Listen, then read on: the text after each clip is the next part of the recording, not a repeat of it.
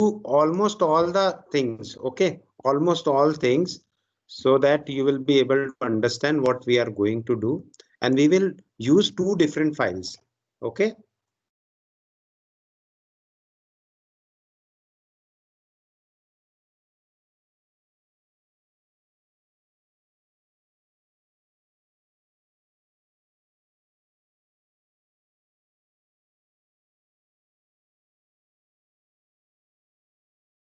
So here main.source file is written, and we will add one more file. Add option is there. Okay, file. Fine, there is no problem. I will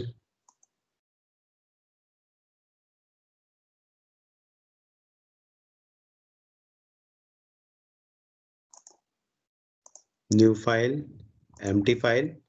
Yes. So what is the name of this file? My header. Okay. My header.h file बना रहे हैं. This file is header file. कहीं लिखा है क्या? Attach ही दिख रहा है, header नहीं दिख रहा है. C++, ठीक है, कोई बात नहीं. हम इसका नाम myfile.h रखेंगे और ठीक है. हेडर्स में ये आ गया my header.h. ओके, और इसको हम यहाँ इंक्लूड कर देते हैं my header.h. क्यों हम ऐसा कर रहे हैं? क्योंकि आज हम बहुत सारे प्रोग्राम बनाने वाले हैं, है ना. सो इंक्लूड, और ये प्रोग्राम जो है ये हम अलग यूज कर रहे हैं, इसलिए डबल कोट में रहेगा my header.h. ये ऑटोमेटिकली आ गया आपके पास. तो यहाँ पर ये पहला प्रोग्राम है. अब सपोज कीजिए आपको यही प्रोग्राम कन्वर्ट करना है प्रिंट में, प्रिंट फंक्शन में कन्वर्ट करना है, ठीक है. This program will print something. So this is very simple program. Let me write void. Instead of writing main, I am writing print. Okay, print hello. Print hello is the program. Okay, and what is the beauty of this program? It will print hello. Okay, and I will call this program here print hello,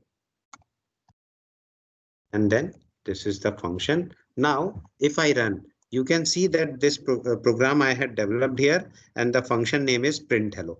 So this print hello will be very helpful. So let us check what it will do. So if I run this program, it will print hello message. Yes or no? Agree? Yes, sir. Is it clear to you? Fine. Now this is simple function. So ये पहली चीज है जो हम लोगों को बतानी चाहिए. अब मैं क्या करता हूँ, इस फाइल को इसको कट करके माई हेडर में ऐड कर देता हूँ. ये माई हेडर में मैंने ऐड कर दिया, ठीक है. माई हेडर में ये चीजें ऐड हो गई है. अब मैंने इसको सेव कर दिया है. अब आप देखिए मेन प्रोग्राम में मैंने माई header.h लिखा है. अभी भी कंपाइल करूंगा तो ये प्रोग्राम रन हो जाएगा. हो रहा है. तो this is the use of header file. आप एक फंक्शन बना लीजिए. अब मैं क्या करता हूँ, इस फंक्शन को ऐसा बनाता हूँ कि जो 9 से 10 बार जितने बार भी बोलना है उतने बार वो हेलो बोलेंगे, है ना. तो अब इस प्रोग्राम में मैंने एक पैरामीटर पास कर दिया और लिख दिया for integer I equals to 0, I is less than और इक्वल्स टू 10. ये सब मैं फंक्शन में मॉडिफाई कर रहा हूँ. Not 10 and I plus plus. Okay, this is new prototype. This is new program which we have developed here. और ये हमने हेडर फाइल में ऊपर लिख ही दिया है, तो उसका प्रोटोटाइप वहां बताने की जरूरत नहीं है. अब इस फंक्शन में क्या होगा देखो. अब मैं यहाँ वापस से इसको सेव कर देता हूँ और सेव करने के बाद मेन प्रोग्राम में जाता हूँ. अब इसको रन करवाऊंगा तो ये एरर देगा मुझे. ये एरर देगा कि error too few argument to function. तो यहाँ आपने देखा कि माई हेडर में कितना आर्ग्यूमेंट लिखा है, सिंगल. तो आपको एक आर्ग्यूमेंट यहाँ पर देना पड़ेगा. यस और नो? क्लियर है. तो अब मैं यहाँ पर यदि मैंने 5 लिखा एक इंटीजर वैल्यू मैंने 5 डाली, तो ये 5 बार हेलो वर्ल्ड प्रिंट करेगा। देखिए आप किया, कोई भी जवाब देते जाओ। यस आज की जो क्लास है वो जब तक आप जवाब नहीं दोगे सिर्फ आप ही को समझाने के लिए हो रही है क्लास, है ना, ताकि आप सर पूरे आउटपुट प्रोग्राम समझ। दिख रहा। तो हमने ये फॉर लूप भी देख लिया, फॉर लूप वाला। ठीक है, अब इस फंक्शन को हटा देता हूं मैं यहां से, इस फंक्शन की अब इसकी कोई जरूरत है? इस फंक्शन को समझ में आ गया आप लोगों को? Yes sir, no? Yes sir yes sir. Okay, अब हम एक फंक्शन बनाएंगे max2। क्या बनाएंगे? max2। तो अब हम पहले इसके लिए प्रोग्राम लिखते हैं, इंटीजर, और max2 क्या रिटर्न करेगा? एक मैक्सिमम वैल्यू रिटर्न करेगा, है ना। तो हम देखते हैं कि वो प्रोग्राम कैसे बनता है। इंटीजर a कॉमा b, आपको दो वैल्यूज की जरूरत है। आपने लिखा printf और इसके बाद कहा एंटर टू नंबर। क्या लिखा आपने? Enter two numbers. फाइन। और ये नंबर लिखने के बाद अब क्या होगा? User will means computer will scan the number. तो कंप्यूटर नंबर को कैसे स्कैन करेगा? कंप्यूटर नंबर को स्कैन करेगा इंटीजर वैल्यू है उससे। तो इंटीजर वैल्यू को आइडेंटिफाई करने के लिए कंप्यूटर के पास है format specifier %d। Okay, and then %d once again, because two numbers उसको स्कैन करना है। किस एड्रेस पे स्कैन करेगा? एड्रेस ऑफ ए और एड्रेस ऑफ बी पे स्कैन करेगा। और इसके बाद ये लिखेगा if a is greater than b, okay, so printf a, oh my god, printf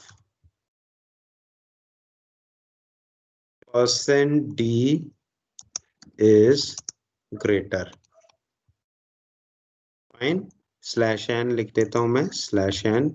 और क्या ग्रेटर होगा? यदि a ग्रेटर है तो a विल बी ग्रेटर, और else what I need to print? b is, यदि ये सही नहीं है कंडीशन तो this will be true. Okay, so let us run this program. ये प्रोग्राम रन करवाया है, स्कैनएफ में एरर आ गई क्योंकि मैंने यहाँ पर सेमीकोलन नहीं दिया था। अब इसके बाद इसको हम वापस से रन करवाते, तो इसने पूछा टू नंबर, मैंने लिखा 45 और 56। इसने बताया 56 is greater. Sir okay, output visible नहीं है। ओ आउटपुट विजिबल नहीं है, fine. So now 56 enter two number, 56 and 76, okay, so 76 is greater. Clear? Yes or no? Yes sir yes. अब आपको क्या करना है? इस प्रोग्राम को फंक्शन के फॉर्मेट में कन्वर्ट करना है। इस प्रोग्राम को फंक्शन के फॉर्मेट में कन्वर्ट करना है। तो कैसे कन्वर्ट करेंगे? अब आपके पास प्रिंटफ स्टेटमेंट नहीं रहेगा, स्कैनफ स्टेटमेंट ठीक है, लेकिन अब आप इसमें यहाँ पर क्या करेंगे? max2 फंक्शन कॉल करेंगे, और max2 फंक्शन कॉल करके यहाँ पर लिखा जाएगा max2, और आप यहाँ पैरामीटर पास करोगे a कॉमा b। अब ये फंक्शन ऐसा होगा जो कि ग्रेटेस्ट वैल्यू को रिटर्न करेगा। ठीक है, तो अब हम ये पूरा की पूरा ले लेते हैं, इसको ले लिया हमने, और एक फंक्शन बनाते हैं। माई हेडर में बना लेता हूं, या पहले मैं यही बनाता हूं, फिर इसको माई हेडर में कॉपी करके पेस्ट कर दूंगा। Integer max2। ओके, अब यहां पर दो वैल्यू जाएगी, integer x comma integer y। Fine. अब आप देखिए ये फंक्शन की विशेषता क्या है? It will check if a is greater than b, तो ये तो होगा ही नहीं, वो वैल्यू ही नहीं है। x is greater than y, then it will return x। Okay, otherwise else return y। Fine.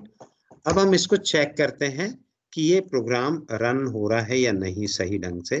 तो अब मैंने यहाँ के एल्स और इफ सब हटा दिया है और स्कैनएफ कर दिया है, और प्रिंट एफ करने के सॉरी, एक स्टेटमेंट तो चाहिए रहेगा। ये हटा दिया मैंने, सारी चीजें हटा दी, और मैंने क्या लिखा है, स्कैन एफ मैक्सिमम 2। अब let us see whether this program will run in same as previous or not. So what is yes, because you are defining the function, why this semicolon is coming now. अब मैंने लिखा 45 और इसके बाद लिखा 34। अब देखिए 45 इज ग्रेटर। क्लियर? एक फंक्शन बन गया, यस और नो? यस हाँ बहुत आसान है ये फंक्शन बनाना। आप पहले उसको मेन प्रोग्राम में बनाओ, और मेन प्रोग्राम में बनाने के बाद आप इसको इस तरह से बना दो। अब मैंने इस फंक्शन को कॉपी किया और हेडर फाइल में डाल दिया, ठीक है, ये हेडर फाइल में भी चले गया। अब देखिए ये हेडर फाइल मैंने इंक्लूड कर रखी है, तो इंक्लूड कर रखने से क्या होगा कि जब भी मैं ये मेन प्रोग्राम को भी रन करवाऊंगा तो ऑटोमेटिकली क्या होगा कि अब तो फंक्शन ही नहीं है मेरे पास, अब मैं सीधे ये फंक्शन यूज कर रहा हूँ। अब ये फंक्शन यूज करके देखिए, तो बहुत ही अच्छी बात यह है कि मैंने हेडर फाइल रखी हुई है 45 and 34। so this is saying that 45 is greater. Let us try with some other number. Why the same number is there? 101, so 100 is greater. Correct or not? Clear? Correct. Yes yes sir. So this is one more function which we have seen. Now let us create factorial function. ये दो function हमने बना लिया, अब हम factorial function बनाते हैं। Factorial function देखते हैं कैसे बनेगा। तो पहले तो हम मेन प्रोग्राम लिखेंगे फैक्टोरियल के लिए। अब मैं सारी चीजें उड़ा देता हूं। Inter any number, inter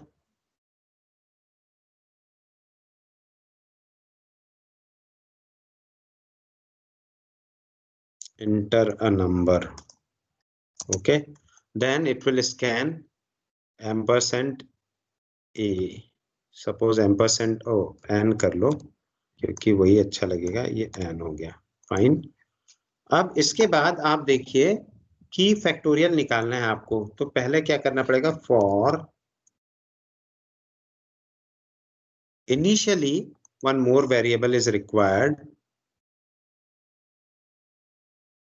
comma f equals to 1, क्योंकि यदि 0 भी एंटर करे तो वो फिर answer they they. So for integer I equals to 1, because from 1 it will multiply. I is less than or equals to n, and then I plus plus. होता क्या है कि फैक्टोरियल 5 यदि आप लिख रहे हैं तो 5 4 3 2 1 होता है। तो हम क्या करेंगे, उल्टा लूप बनाएंगे। I equals to n, I is greater than 1 means up to 2 ये चलेगा, क्योंकि 1 तो ऑलरेडी आई चुका है, ठीक है, और I minus minus. Now this loop will work in opposite direction. So अब क्या आएगा यहाँ पर, f equals to f multiplied by i। N I n नहीं आ सकता, i आएगा, ठीक है। अब इसके बाद फिर ये पूरी वैल्यू कैलकुलेट होते जाएगी। कैलकुलेट होने के बाद अब आप क्या लिखोगे, factorial is factorial of percent d is percent d। अभी हमने सिंपल बनाया है, हमने लॉन्ग नहीं रखा है ना, वो आपको जब जरूरत पड़ेगी तो आप रख देना। अब यहाँ पर हम इसको देखेंगे तो वो नंबर क्या है, f है, वो नंबर है f। तो हमने इसको रन करवाया, रन करवाने के बाद यहाँ पर क्या प्रॉब्लम आई है, एक और नंबर की जरूरत पड़ेगी और वो नंबर होगा n। Factorial of n is f।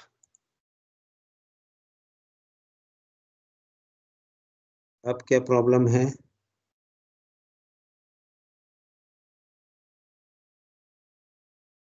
Yes, अब मैंने 5 एंटर किया तो आंसर आना चाहिए 120, लेकिन आ ही नहीं रहा है। तो क्या कर दिया मैंने, कुछ गड़बड़ कर दी क्या फॉर लूप में?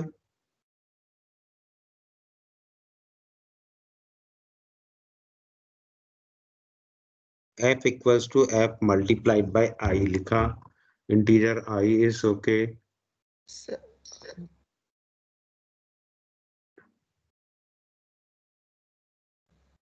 ये एम्परसेंड के बाद आई नहीं आएगा सर?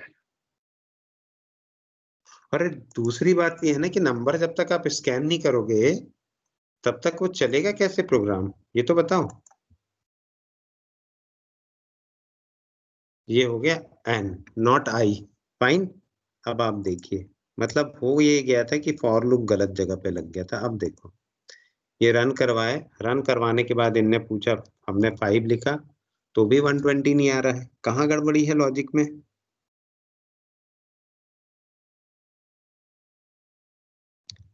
अच्छा 2 टाइम्स % ही लिखा है, नंबर तो एक ही है ना एंटर करने के लिए।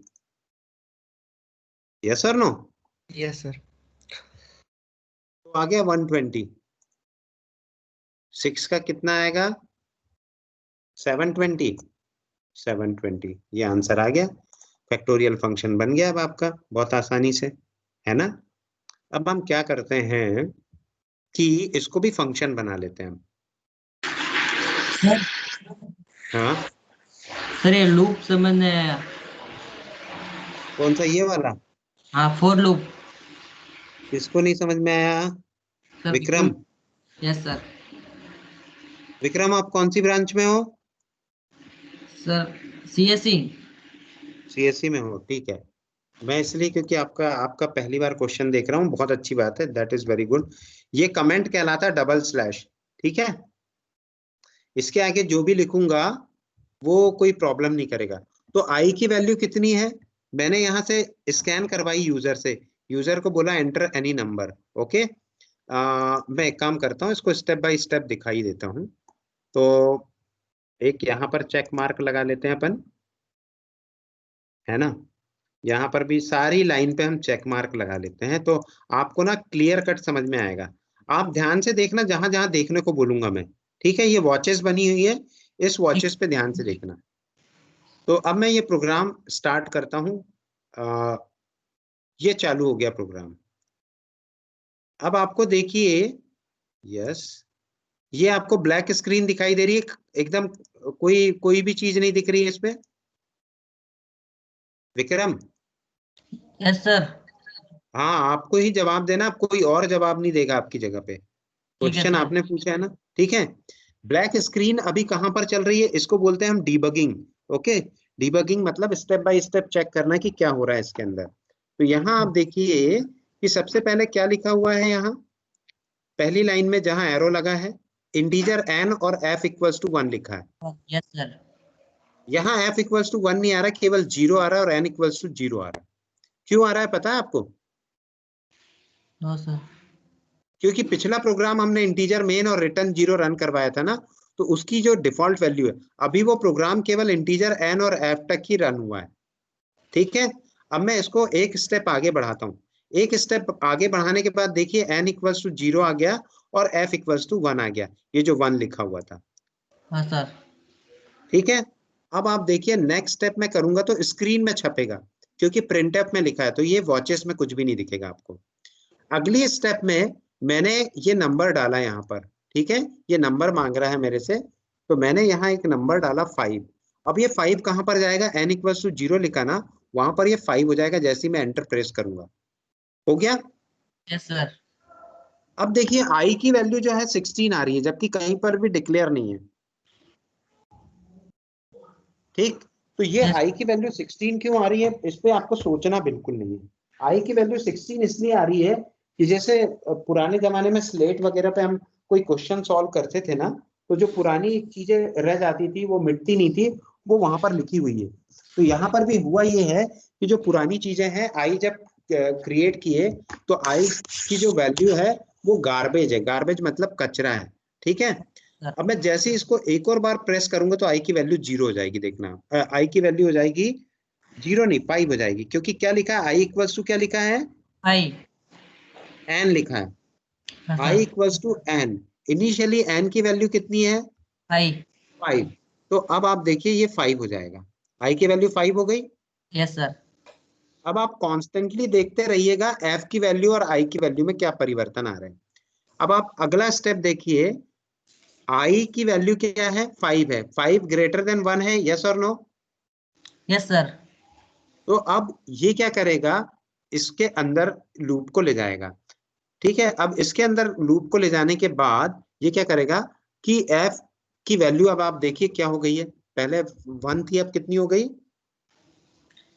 सर अब 5 हो गई है। हाँ सर। तो कैसे हुई, क्योंकि आई की वैल्यू 5 दी हुई है, एफ की वैल्यू 1 दी हुई थी, तो 1 मल्टीप्लाइड बाई 5 कितना हो गया, 5, और ये स्टोर कहाँ हो रहा है, एफ के अंदर, तो अब 5 आ गया। अब देखिए ये एरो यहाँ पहुंच चुका है, अब अगला एरो फिर से देखिए कहाँ पहुंच रहा है। अब क्या हो गया, एफ की वैल्यू 20 हो गई, कैसे हो गई, 5 क्योंकि मल्टीप्लाई। आई की वैल्यू थी 4, आई हाँ की सर। वैल्यू 4 हो चुकी थी, तो 4 मल्टीप्लाइड बाई 5 इज 20। ओके, अब 3 दिया है ना, तो ये 2 हो जाएगा और ये हो जाएगा 60, देखिए हुआ। यस। तो ये आई माइनस माइनस लूप है, फिर मैंने किया तो अब क्या हो गया, ये 120 आ गया, क्योंकि 1 इज ग्रेटर देन 1, ये कंडीशन फॉल्स हो जाती है, और इसके बाद ऐप की वैल्यू आ गई 120। अब ये छपेगा, ठीक है, ये प्रिंट हो गया, फैक्टोरियल ऑफ 5 इज 120, और फाइनली मैंने रिटर्न 0 लिखा, तो ये प्रोग्राम बाहर हो जाएगा। क्लियर है, ओके सर, समझ नाउ में है, यस सर। नेगेटिव लूप्स आ गया समझ में। Yes sir. अब हम इसको एक फंक्शन के फॉर्मेट में कन्वर्ट करेंगे जिसका नाम होगा फैक्टोरियल, और सर ये फंक्शन क्या हाँ ये आपने करा कैसे, ये वॉचेस क्या कैसे चीज, आपने इसमें कोड ब्लॉक्स में? ये इधर रेड कलर का डीबग दिखाई दे रहा है ना, हाँ यस सर। इससे होता है, इससे रन होता है, इससे डीबग होता है, इसको बोलते हैं डीबग, और ये स्टेप बाय स्टेप डीबगिंग है। और ये जो हमने यहाँ पर, जैसे ही मैं यहाँ क्लिक करता हूँ ना, तो एक बिंदी बन जाती है, ओके, ठीक है, ठीक है this sir. Is known as break point. तो जहां जहां बिंदी बनेगी वहां वहां से वो प्रोग्राम स्टार्ट होगा। ओके। क्लियर, अभी हम अगला देखेंगे, तब देखेंगे। तो ये बन गया हमारा फैक्टोरियल फंक्शन। तो अब हमने इसका नाम रखा फैक्टोरियल रख लेते हैं, है ना। और यहाँ हमको किसकी जरूरत है, एक वैल्यू की जरूरत है जिसका नाम है n। ठीक, अब हम यहाँ पर ये फंक्शन पूरा की पूरा कॉपी करते हैं फॉर लूप से यहाँ तक का, ये हमने कॉपी कर लिया यहाँ। और क्योंकि ये फंक्शन का रिटर्न टाइप है लॉन्ग इंटीजर, तो हमको यहाँ पर एक वैल्यू रखनी पड़ेगी लॉन्ग इंटीजर, और वो लॉन्ग इंटीजर होगा f, और n को हम हटा के कहीं और रख देते हैं, यहाँ हमने रखा इंटीजर। इंटीजर n की तो जरूरत ही नहीं, वो तो हम पास ही कर रहे हैं, तो कोई जरूरत ही नहीं है, वो यहाँ पर है ना।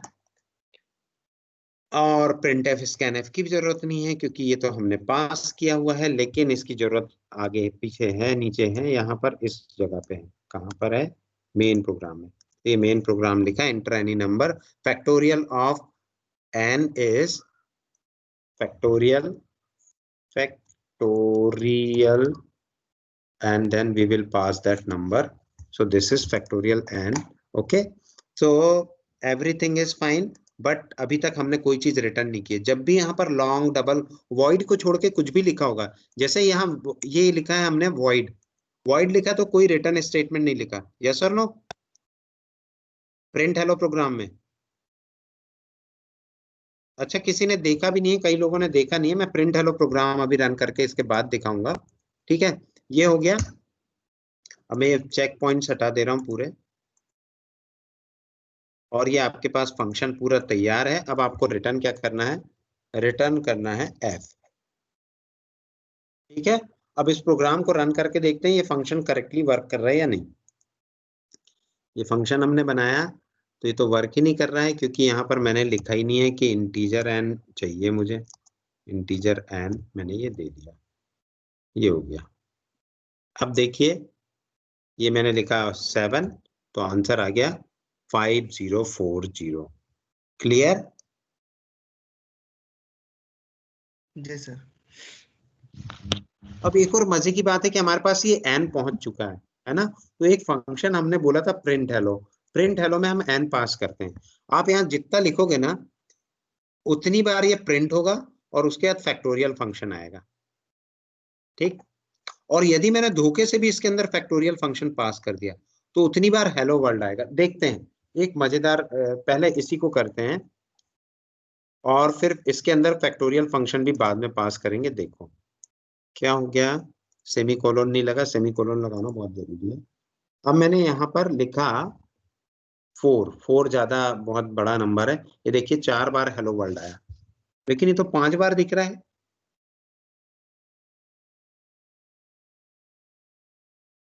क्या गड़बड़ी की है भाई हमने हेलो वर्ल्ड प्रोग्राम में, देख लेते हैं।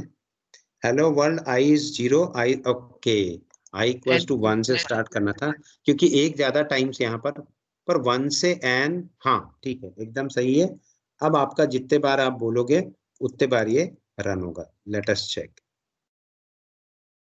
मैंने लिखा 4 टाइम्स, तो 4 times print hello world print होगा और ये आ जाएगा। अब आपको एक बहुत ही मजेदार प्रोग्राम दिखाते हैं। मजेदार मतलब अब हमने क्या कर दिया कि इसी के अंदर फैक्ट लिख दिया, फैक्टोरियल फंक्शन लिख दिया, ठीक है। और इस फैक्टोरियल फंक्शन को हमने n वैल्यू पास कर दी, n वैल्यू पास कर दी, ठीक। अब ये जो फैक्टोरियल फंक्शन है, इसकी विशेषता क्या रहेगी कि जितना हम देंगे और उसका जो भी फैक्टोरियल आएगा उतने बार प्रिंट हेलो वर्ल्ड करेगा, ठीक है। देखें 4 तक तो देख ही सकते हैं, 4 का 24 टाइम्स आएगा। देखिए मैंने लिखा 4, देखा ये,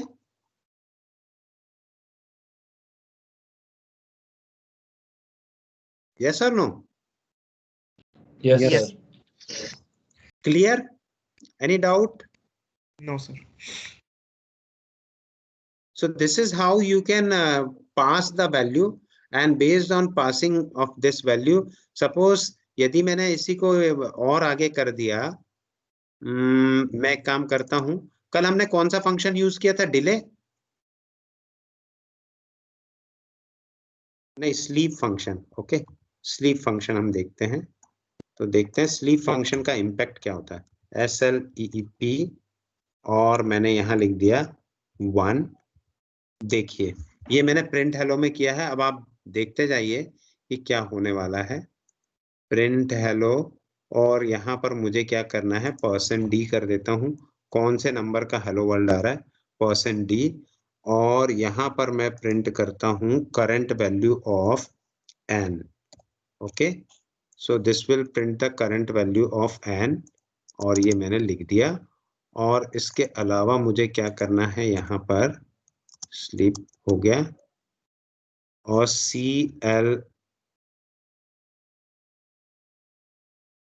CMD,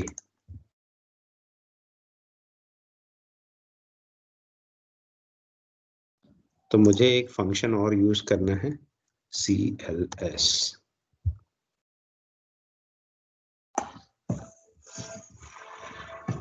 गिव मी 1 सेकेंड।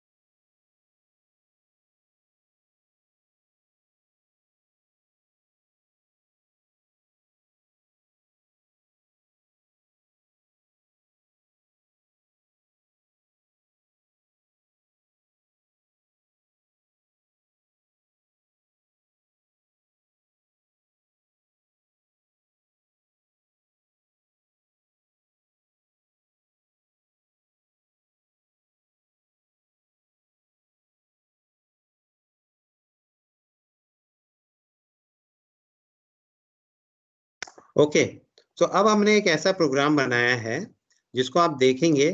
हमने क्या कर दिया, यहाँ पर स्लीप लगा दिया है, क्लियर स्क्रीन से क्लियर स्क्रीन हो जाता है ये वाली कमांड से, ठीक है। अब स्लीप 1 सेकेंड का स्लीप होगा, और अब आपको जब ये प्रोग्राम रन होगा ना, बहुत ही अलग सा एक ही जगह पे वो बहुत तेजी से आउटपुट निकलते हुए दिखेगा। तो और यदि ये नहीं हो रहा है तो हम स्लीप की जगह कुछ दूसरा लगाएंगे जिसमें बहुत तेजी से स्क्रॉल होते हुए निकलेगा। So let us check this one. पहले 24 के लिए एक हमने 4 नंबर दिया, 4 से ये 24 आएगा। अब देखिए hello world 1, hello world 2, hello world 3, hello world 4, hello world, ऐसा दिखाई देगा। ठीक है, अब इसी को मैं बदल के क्या करता हूँ, स्लीप वाले को हटा देता हूँ, कोई बड़ा सा नंबर देता हूँ। 7, 8 is sufficient, I think. Okay, so let us check 8.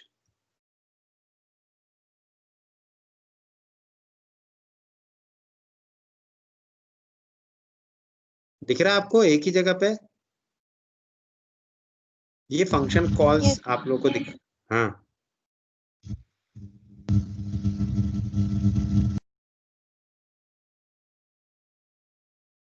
Actually जो बहुत ही ज्यादा फास्ट सिस्टम होते हैं उस पे तो ये पता भी नहीं लगता कि क्लियर स्क्रीन हो रहा है, तुरंत वहां पर 71, 72, जैसे मैं इस प्रोग्राम को रन करवाऊंगा, हमारे पास एक डायरेक्टरी भी बन गई होगी, वो मैं दिखाता हूँ आपको।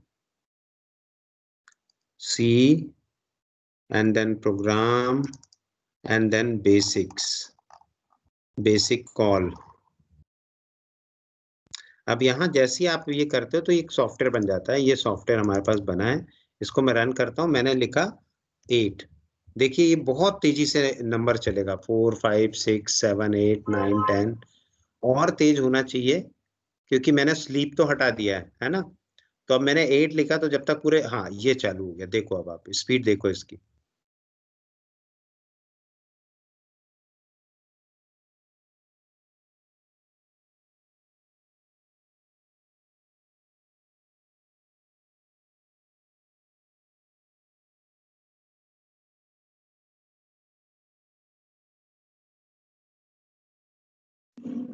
समझ में आई बात?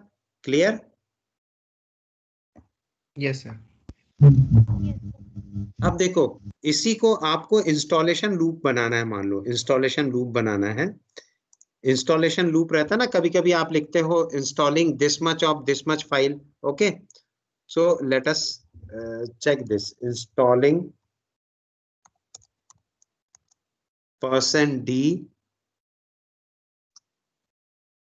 installing, and then %d of %d. Okay, let us check %d. So n is there. Now it will give you very good explanation of this program. See, I had entered 4. Okay, now it is saying that installing 24 of 24, etc. Let us go for 5.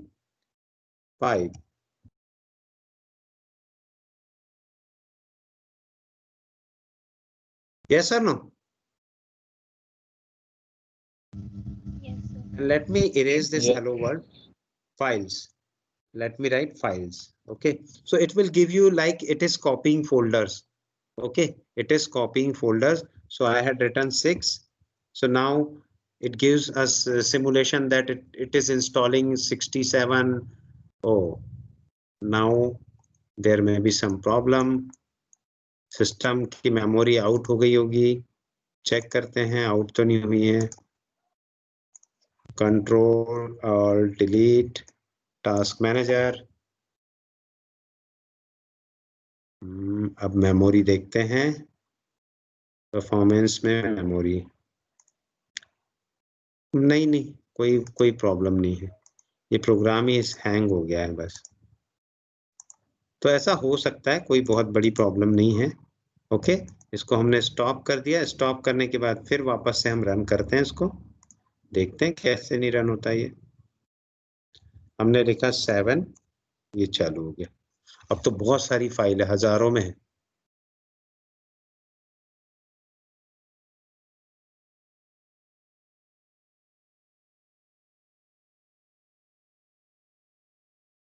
तो आप कोई भी special programme बना सकते हो, कैसे भी करके बना सकते हो।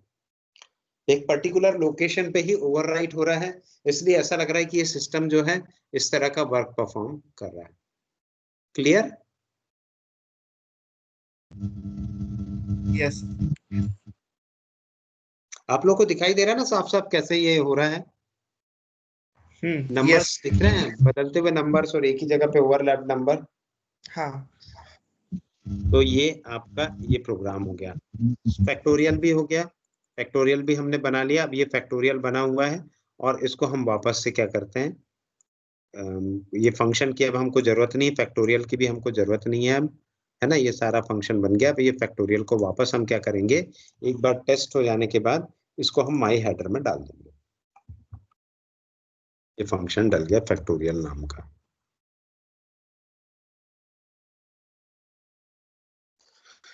तो ये पूरे फंक्शन हो गए। अब हम एक काम करते हैं कि दो पॉइंट के बीच का डिफरेंस वाला एक प्रोग्राम देखते हैं। ठीक है, कोई भी दो पॉइंट है एक्स एंड वाई, तो एक्स एंड वाई के बीच का डिफरेंस का एक प्रोग्राम देखते हैं। और ये मतलब I am not going to give you correct answer, okay. So for this purpose, like you have integer values, yes और नो। अब आप क्या चाहते हो कि इंटीजर फ्लोट सारे डेटा टाइप तो यूज कर लेते हो, अब आप एक नया डेटा टाइप यूज करना चाहते हो जिसको बोलते हैं स्ट्रक्ट, ओके। स्ट्रक्ट पॉइंट, ये आपका बनाया हुआ डेटा टाइप है।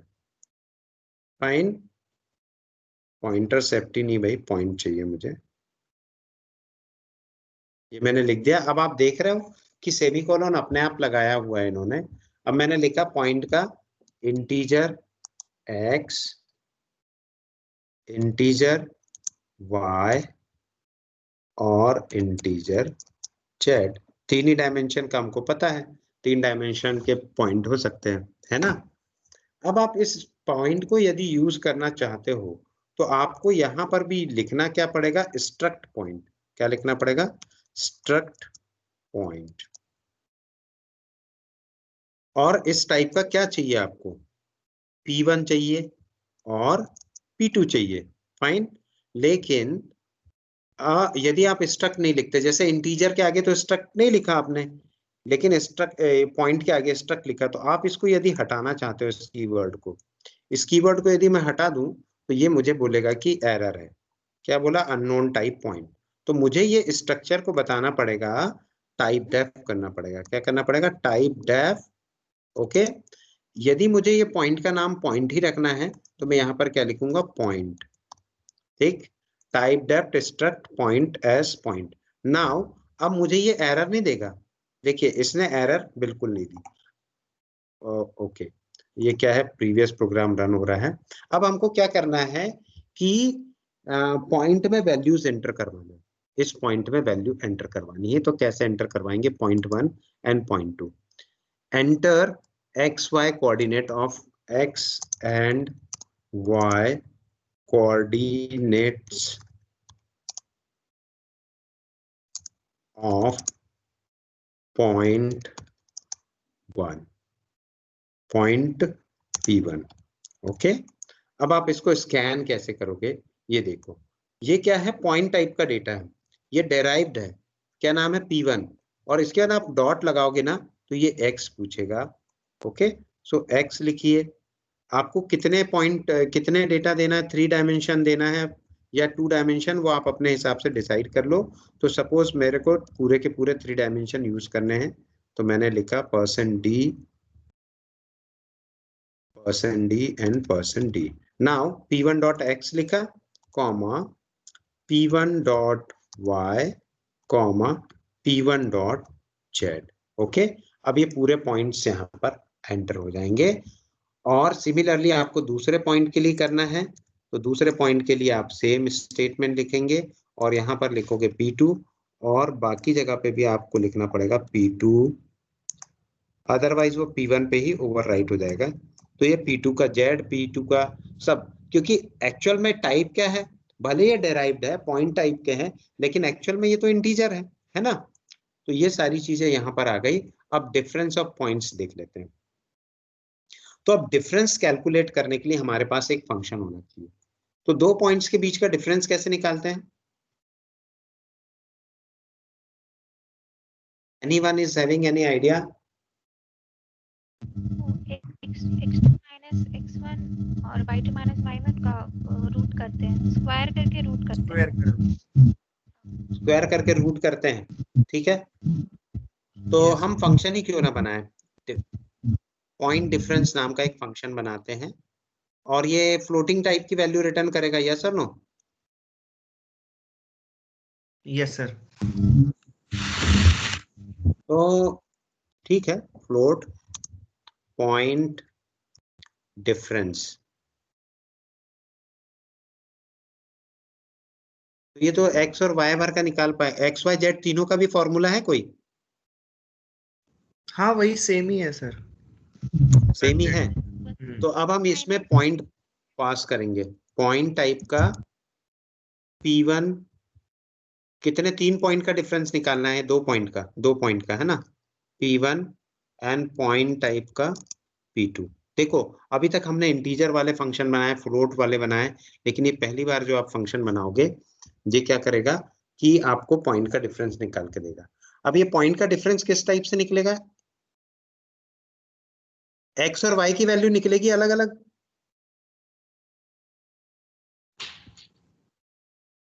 कोई फॉर्मूला दिखाओ मुझे, मुझे बिल्कुल नहीं मालूम है। Sir under root x2 minus x1 का whole square plus y2 minus y1 का whole square plus z2 minus z1 का होल स्क्वायर। अच्छा, बट लेकिन हमें x1 y1 भी तो लेना पड़ेगा ना फिर। अच्छा है। मुझे मुझे x1 y1 के टर्म्स में चाहिए ना डिफरेंस। Yes sir. तो अब मुझे बताओ वो डिफरेंस कैसे निकलेगा, और ये जो रिटर्न करेगा ये भी एक पॉइंट टाइप की वैल्यू रिटर्न करेगा, ठीक है। अब बताओ, सर मैंने हम एक फिर और भी पॉइंट स्ट्रक्ट करवाएंगे ना। इंट पॉइंट x1 टाइप का मैंने एक ले लिया, x ले लिया, एक इंटरमीडिएट जो डिफरेंस कैलकुलेट कर रहा है वो पॉइंट टाइप का d ले लिया मैंने। यस, नहीं पता, difference between two points in 3D।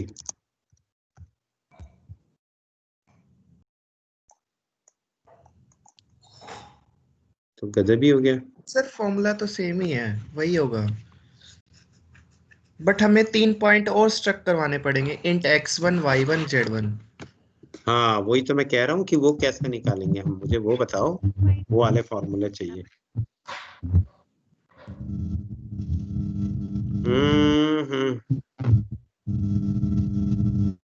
Byju's भी ओपन नहीं हो रहा है, क्या बात है। सर डिस्टेंस फॉर्मूला चाहिए, distance formula. X y z चाहिए मुझे, एक्स वाई जेड कोऑर्डिनेट चाहिए नया डिफरेंस का। नहीं सर, ये तो फिर हम डिस्टेंस का फॉर्मूला यूज कर रहे हैं ना। डिफरेंस कैसे निकालेंगे? उसमें कोई स्क्वायर थोड़ा ना करना है फिर हमें तो कोऑर्डिनेट्स का सब्ट्रैक्ट करना है बस ओनली। अच्छा तो हम एक काम करते हैं ना, डिस्टेंस कैलकुलेशन करते हैं इसको, सबसे अच्छा। सर डिस्टेंस तो फिर डिस्टेंस पूरा एक ही साथ निकल जाएगा, पॉइंट डी की तो जरूरत ही नहीं, फ्लोटिंग पॉइंट नंबर आएगा। Yes sir. ये लेकिन उसके कोऑर्डिनेट कैसे निकलेंगे? सर कोऑर्डिनेट्स नहीं चाहिए, 0.1x माइनस 0.2x लिख देंगे सर। पर डिस्टेंस के कोऑर्डिनेट निकालने की जरूरत ही क्या है ना। चलो मैं इसको फ्लोट रखता हूँ, फ्लोट ये हो गया, और यहाँ पर हम फ्लोट रखेंगे, ये वैल्यू फ्लोट रिटर्न करेगा, ठीक है। अब मैंने यहाँ क्या लिख दिया है, float d. So now d equals to square root square SQRT of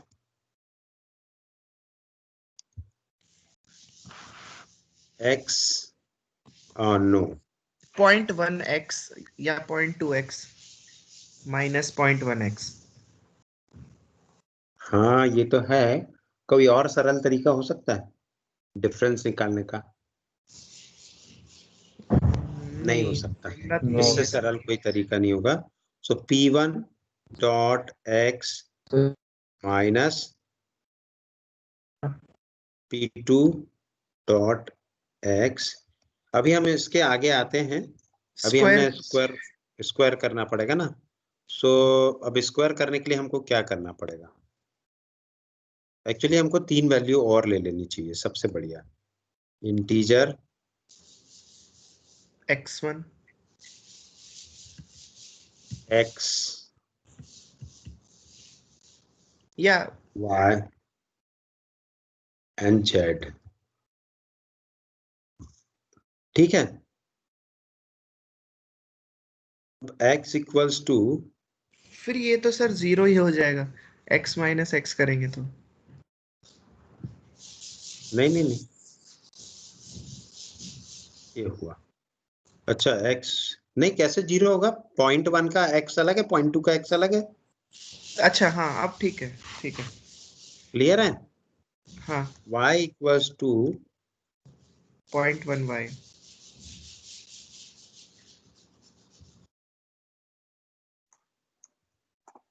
and z equals two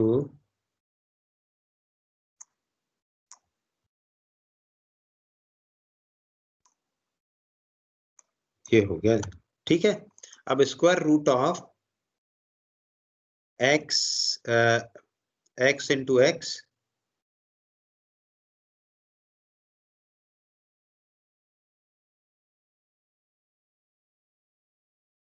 plus plus है।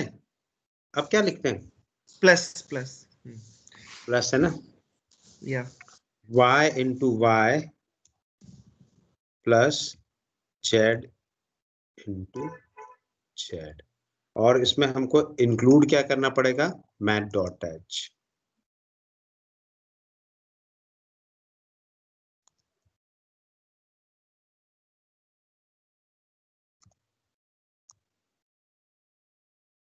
और ये हमको इंक्लूड करना पड़ेगा पहले। तो let us run this programme.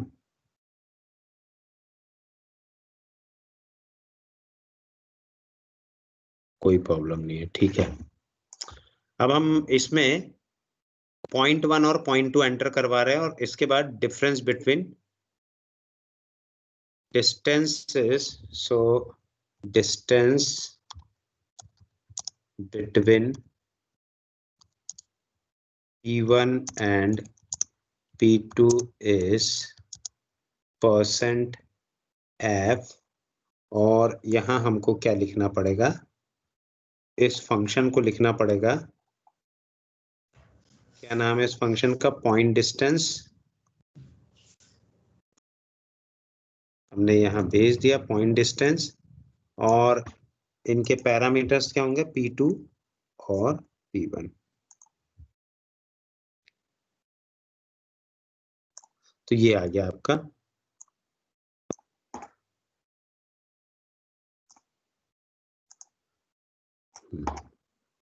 देखें अब रन करके सही आ रहा है या गलत। तो ये Yes, रन किया हमने।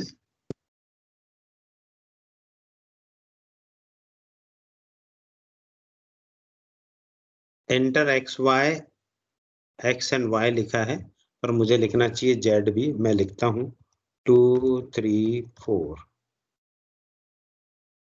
ओ, क्या हो गया? Enter x y and z, और इसके बाद फिर आएगा enter x comma y and scanf सही है, %d ठीक है, P2x P2y P2z। इधर भी लिखा हुआ है हमने XYZ।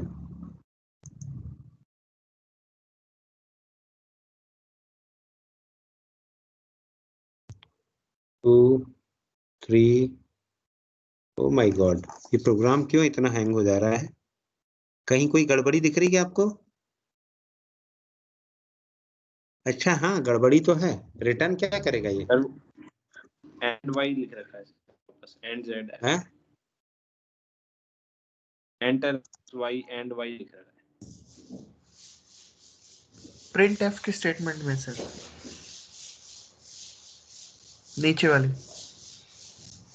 इसमें क्या लिखा है? x y एंड z आएगा वहाँ पर। नहीं उससे तो चलो वो तो डिस्प्ले का प्रॉब्लम है, कहीं और एरर दिखाई दे रही है?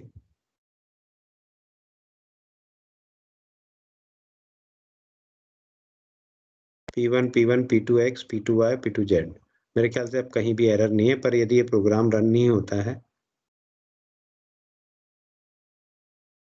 तो हमने लिखा है 4, 5 and 6। अब यदि प्रोग्राम टर्मिनेट हो जा रहा है तो एक काम करते हैं, P1 इक्वल्स टू, इसको इनिशियलाइज करना पड़ेगा पहले 0,0,0 और P2 इक्वल्स टू 0,0,0। अब देखते हैं, एरर इनवैलिड इनिशियलाइजर।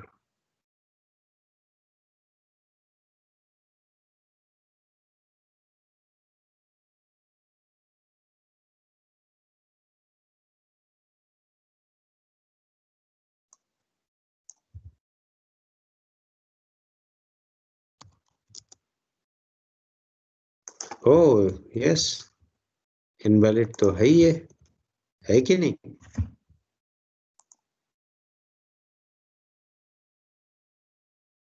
सेमीकोलन रह गया सर।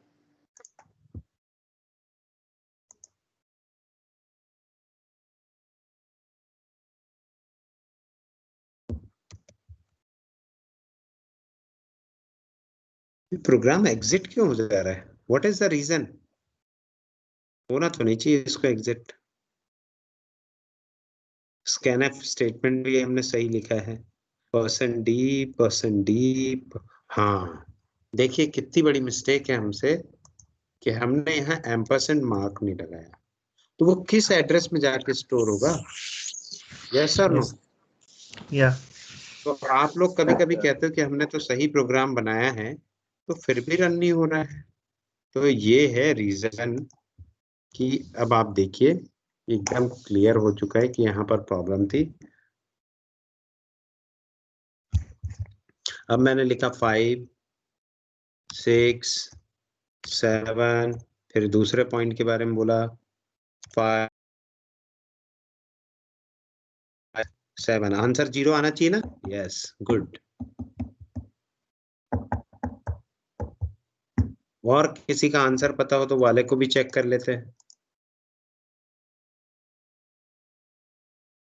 1, 1, 1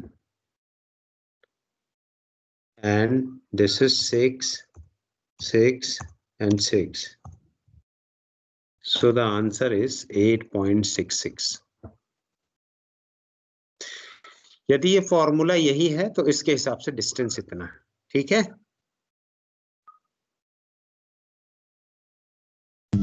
yes sir. यस तो अब हमने डेराइव डेटा टाइप भी देख लिया, क्लियर? अब मैं आप लोगों को एक और डेटा टाइप बता रहा हूं, उसको ध्यान से देखिए, समझिए कि क्या है ये, है ना? हम डेराइव डेटा टाइप दो तरह से क्रिएट कर सकते हैं, एक होता है यूनियन, यूनियन हमने लिखा, और दूसरा होता है, और इसका नाम हमने रख दिया टाइप डेप्थ यूनियन, और इसका नाम हमने रखा यू पॉइंट, है ना, यू अंडरस्कोर पॉइंट, और इसको डिफाइन भी किया यू अंडरस्कोर पॉइंट से, you for union and S structure के लिए। अब देखिए ये सब तो यही तरीका यूज होगा यदि मैं यहाँ पर यू पॉइंट कर दूं, ठीक, यू अंडरस्कोर, तो मुझे यहाँ पर डिक्लेयर जो करना पड़ेगा, जो वेरिएबल मुझे भेजने पड़ेंगे वो किस टाइप के रखने पड़ेंगे?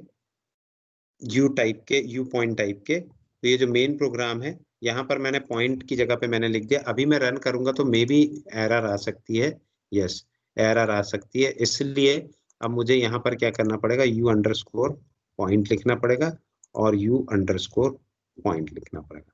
अब आप देखिए ये हमने रन करवा दिया, प्रोग्राम बिल्कुल सिमिलर वे में रन होगा, जैसे मैंने 1, 2, 3 लिखा, 4, 5, 6 लिखा, ये इसने डिस्टेंस बता दी P1 एंड P2 की, कोई प्रॉब्लम नहीं। सेम टू सेम यदि हम स्ट्रक्चर में भी रन करवाएंगे, जैसे अभी हमने एक प्रोग्राम रिसेंटली रन करवाया था, किसके लिए रन करवाया था? 1 1 और 1 के लिए, और दूसरा था 6 6 और 6 के लिए। देखिए सेम डिस्टेंस आई, बिल्कुल बराबर डिस्टेंस आई।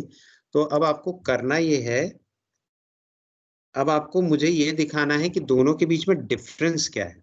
ठीक है, दोनों के बीच में डिफरेंस क्या है? What is the size of this structure? जब आप साइज यूज करते हो, साइज ऑपरेटर यूज करते हो, तो ये स्ट्रक्चर और यूनियन भी मैंने बता दिया। अब मैं आपको एक सिंपल सा प्रोग्राम बता रहा हूँ, बहुत सिंपल, सारा प्रोग्राम क्लियर हो चुका है और सिर्फ हमको प्रिंटफ स्टेटमेंट लिखना है।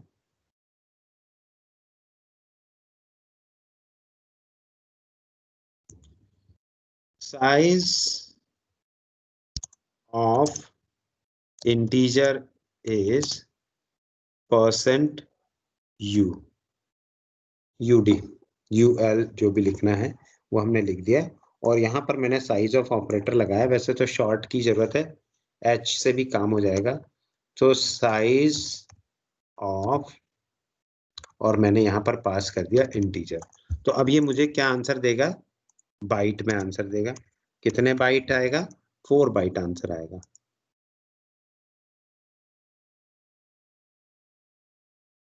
लिखा 4, अच्छा L की जरूरत नहीं है, L मॉडिफायर की जरूरत नहीं है, %U बाइट से भी इसका आंसर निकल जाएगा। तो आप देखिए 4 बाइट में ये आ गया, क्लियर, 4 बाइट लिखा। इसी तरह से जब हम स्ट्रक्चर की बात करते हैं, तो स्ट्रक्चर हमने क्या बनाई है? पॉइंट नाम की बनाई है। तो हमने रखा पॉइंट, पॉइंट नाम का स्ट्रक्चर रखा। देखते हैं साइज ऑफ पॉइंट कितना आता है। साइज ऑफ पॉइंट आएगा 12 बाइट, 12 बाइट। देखा 12 बाइट, क्यों 12 बाइट आ रहा है? क्योंकि 3 इंटीजर हमने यूज किए। वहीं पर मैं यदि size of U underscore point करूं तो 4 बाइट आएगा।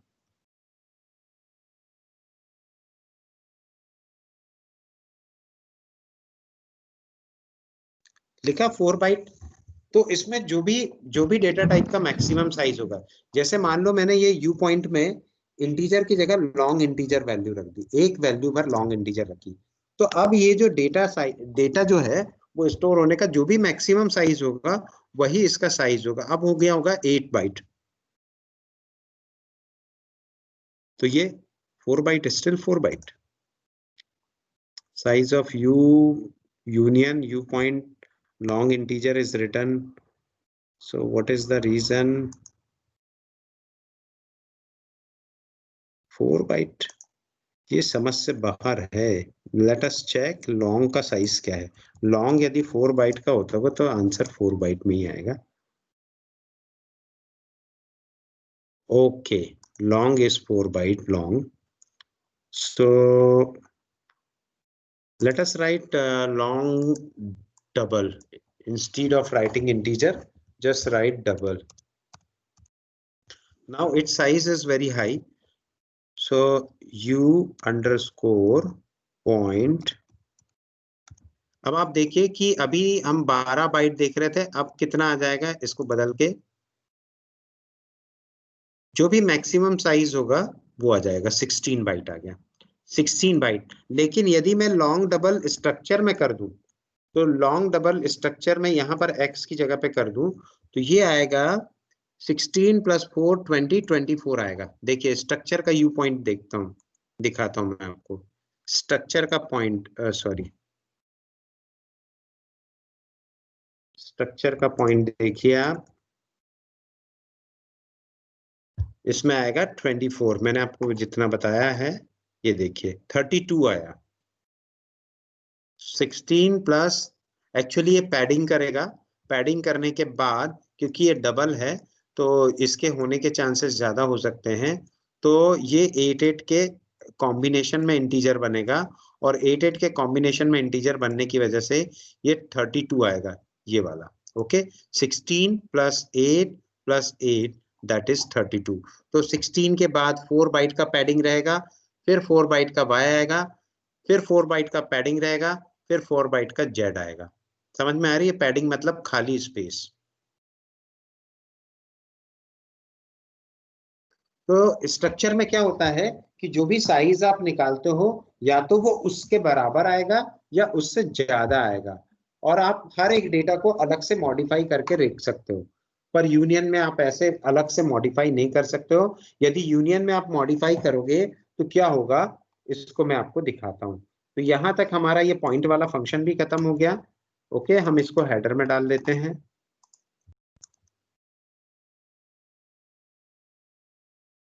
देखिए यूनियन में आप यदि कोई भी मॉडिफिकेशन करते हैं तो उसका इम्पैक्ट क्या होगा मैं आपको दिखाता हूँ। यूनियन हो गया और ये पॉइंट भी हो गया, पॉइंट को हटा देता हूँ। पॉइंट में कोई इस तरह का मॉडिफिकेशन नहीं होता है, इसलिए मैं उसका एग्जांपल आपको यहाँ नहीं दिखा रहा हूँ। पर यूनियन में होता है क्योंकि ये एक ही मेमोरी स्पेस को ऑक्यूपाई करता है। तो ये मैंने लिखा है यूनियन, और मैंने एक यू पॉइंट टाइप का डेटा ले लिया। So you underscore point type का हमने लिया p इक्वल्स टू 1 2 3 1 2 3 1 2 3। ओके, ये मैंने लिया है। और अब देखिए इसको हम प्रिंट करते हैं कि वो पॉइंट कौन कौन से हैं। सो मैंने लिया /n %lf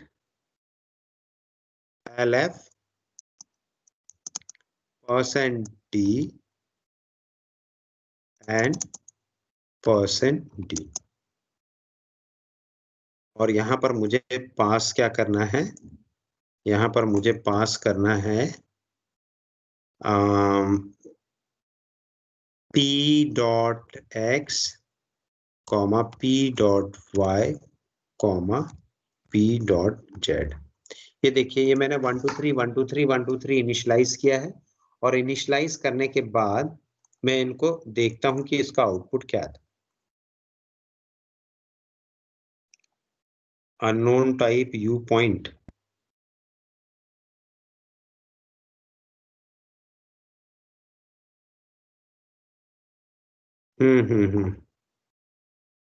आएगा ही आएगा। मैं इसका वो चेंज कर देता हूँ हेडर में। यू पॉइंट में ये इंटीजर लिखा हुआ था तो मैं इंटीजर वापस कर देता हूँ, ठीक है, ताकि वहां पर भी प्रॉब्लम ना आए। और माई हेडर में जो मैंने स्ट्रक्चर बनाई है उस स्ट्रक्चर को सबसे पहले तो ऊपर पेस्ट कर दूं, क्योंकि स्ट्रक्चर कहीं पर भी यूज हो सकती है। तो आप लोगों को इसी तरह के कुछ क्वेश्चन मिले होंगे, और इसको मैं वापस से इंटीजर कर देता हूँ ताकि सिंक्रोनाइजेशन बना रहे। अब हम मेन पे जाते हैं, और अब देखिए इसको रन करवाने पे क्या होता है। Unknown type, did you mean point?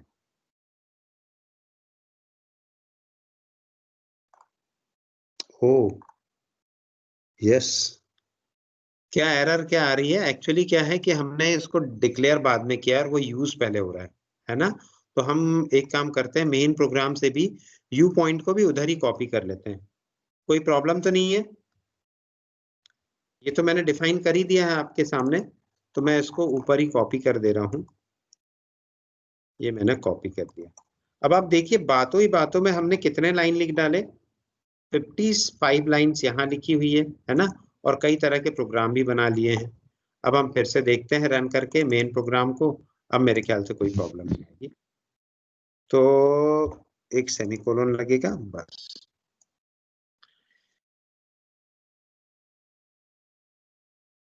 ये प्रिंट हो गया। जीरो प्रिंट इसलिए हुआ क्योंकि मैंने यहाँ लॉन्ग फ्लोट लिखा है, मुझे यहाँ पर %d लिखना है। अब ये मैंने कर दिया। ये मैंने 123 123 123 प्रिंट करवा दिया। अब मैंने लिखा यू अंडरस्कोर पॉइंट, किसी एक पॉइंट को मैं मॉडिफाई कर रहा हूं। देखिए क्या प्रॉब्लम होती है। Dot not u p dot y equals to integer value है, बस मैं इतना बार लिख रहा हूं। और इसके बाद आप देखिए कि 123 की जगह पे एक 123 की जगह पे ये चेंज होना चाहिए।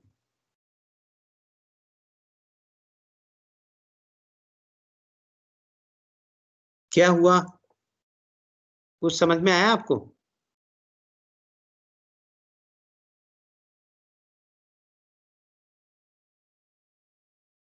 एनीवन?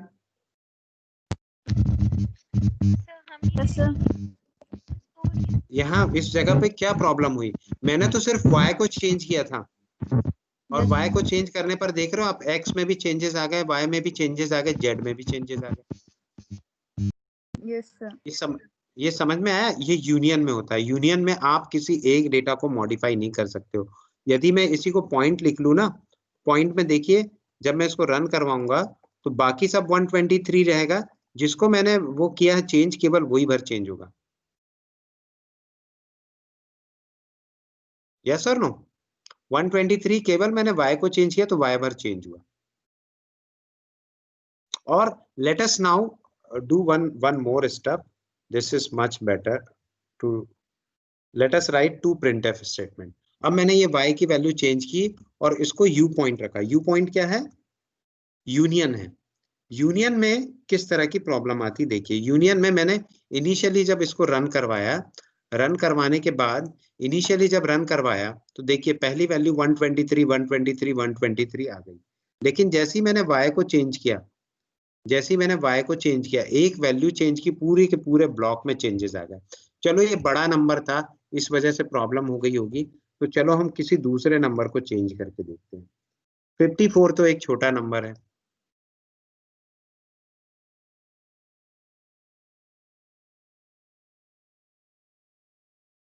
यानी यूनियन में आप किसी इंडिविजुअल एलिमेंट को चेंज नहीं कर सकते हैं।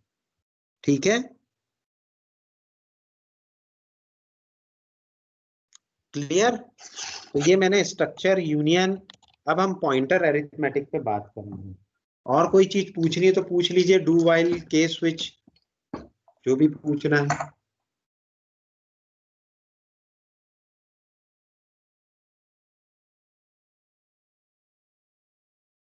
क्लियर है?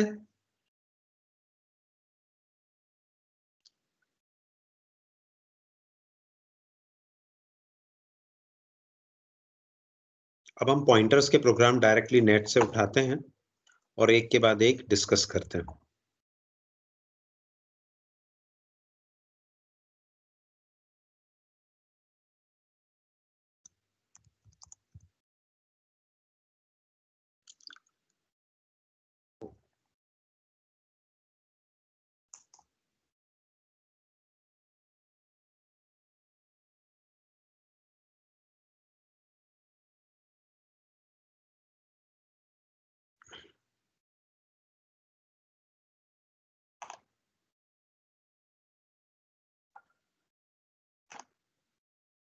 अच्छा, अरेज तो बचा हुआ है अभी हमारे पास।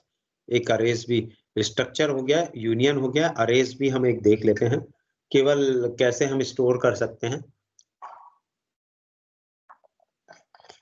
आज हम मल्टी डायमेंशनल अरे में जाएंगे। ठीक है, वो सिंगल डायमेंशन तो हमने बहुत किया हुआ है। अब हम इस प्रोग्राम को पूरा डिलीट कर रहे हैं। इंटीजर m 3 3 e और 3, इसमें कितना डेटा स्टोर करना पड़ेगा अनिल?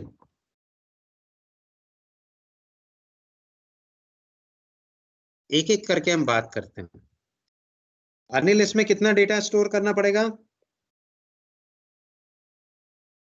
कोई है क्लास में? नहीं है?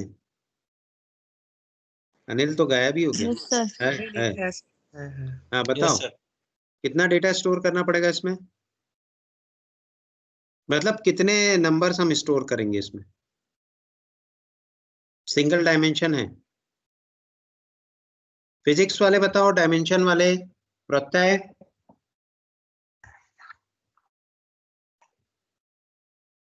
नहीं सर, पता नहीं सर।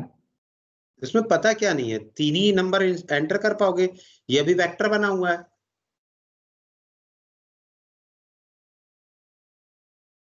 वेक्टर स्केलर है, स्केलर बना हुआ है। यदि मैंने 2 डायमेंशन कर दी और एक बार और 3 लिखा तो टोटल 9 डेटा आएगा। और यदि मैंने एक बार और 3 किया तो ये 3 डायमेंशनल बन जाएगा, इसमें 27 डेटा आएगा। और मैंने 3 किया तो आ जाएगा कितना डेटा? 81 18 आ जाएगा। अब हम यहाँ पर फॉर 2 और 2 और 2 और 2 एंटर करते हैं। ठीक है, 2 में क्या है कि बहुत आसानी से हम लिख सकते हैं। तो अब आप देखिए कोई भी वैल्यू को इनिशियलाइज करना है, इतनी डायमेंशन हो गई, 4 डायमेंशन हो गई है। अब हम गार्बेज वैल्यू को ही चेक कर लेते हैं कि गार्बेज में क्या दिया हुआ है। तो एक फॉर लूप लगाते हैं और i इक्वल्स टू लिखते हैं 0 और i इज लेस देन और लेस देन 2 लिखते हैं और i प्लस प्लस लिखते हैं। ठीक है, इसके अंदर एक और फॉर लूप लगाएंगे जो j के लिए लिखेंगे हम। सेम फॉर लूप रहेगा। फॉर लूप बहुत ही कॉम्प्लिकेटेड एग्जांपल हम बता रहे हैं यहाँ पर, क्योंकि इतने डेटा ना मैं भर तो नहीं पाऊंगा, लेकिन हाँ दिखा जरूर सकता हूँ, कुछ भी गार्बेज वैल्यू से तो दिखा ही सकता हूँ। ये j हो गया सेकेंड डायमेंशन। अब हम थर्ड डायमेंशन यूज करेंगे। ठीक है, तो ये आ गया third dimension k equals to, क्योंकि सब 2 2 2 में लिखा हुआ है इसलिए ये k हो गया। और इसके बाद फिर हमने लिखा, चेंज भी कर सकते हैं, 2 3 भी हो सकता है ये है हाँ अरे देखो 2 मल्टीप्लाइड बाई 2 होता है 4, है ना। 4 multiplied by 2 is 8, 8 multiplied by 2 is 16। तो हम 16 डेटा भर यूज करना चाह रहे हैं इसलिए, नहीं तो नहीं, 3 हम 3 कहीं पे एक जगह चेंज कर सकते हैं, वैसे 3 आ सके या कुछ और आए नंबर। हाँ नंबर तो हम स्टोर करवा ही सकते हैं, रुको अभी करवाते हैं, करवा देते हैं। बाय डिफॉल्ट बिना यूजर के इंटरवेंशन के एंटर करवाते हैं। एक और फॉर लूप लेते हैं i j k और l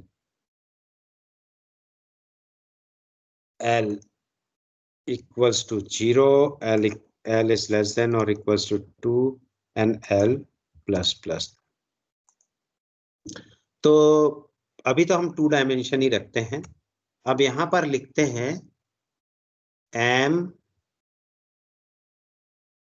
i j k l equals to 2 multiplied by I plus 3 multiplied by k minus 5 multiplied by j। ये और प्लस एक और क्या बच गया हमारे पास, i j k l। So l लिख लेते हैं, ये हो गया l। ठीक है, ये वैल्यू वहां ऑटोमेटिकली एंटर हो जाएगी। और अब हमको इसको प्रिंट भी करवाना है। मैं दोबारा फॉर लूप तो नहीं लगा पाऊंगा, तो बेहतर ये है कि इसी फॉर लूप के अंदर हम इस वर्क को परफॉर्म करें। इतना सारा फॉर लूप लगाने से अच्छा अब हम इसको इसी के अंदर printf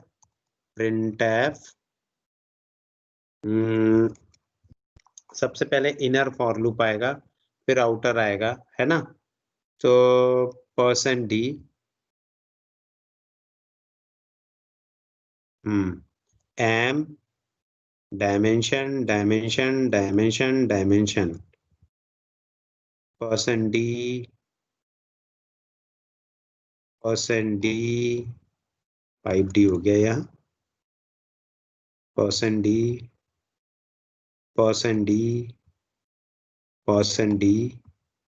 इक्वल्स टू, आप लोगों ने 7D मूवी देखी होगी ना, तो वही दिखाने की कोशिश कर रहे हैं आपको कि ये डायमेंशन देखोगे कैसे। Equals to %d and the final value is mijkl,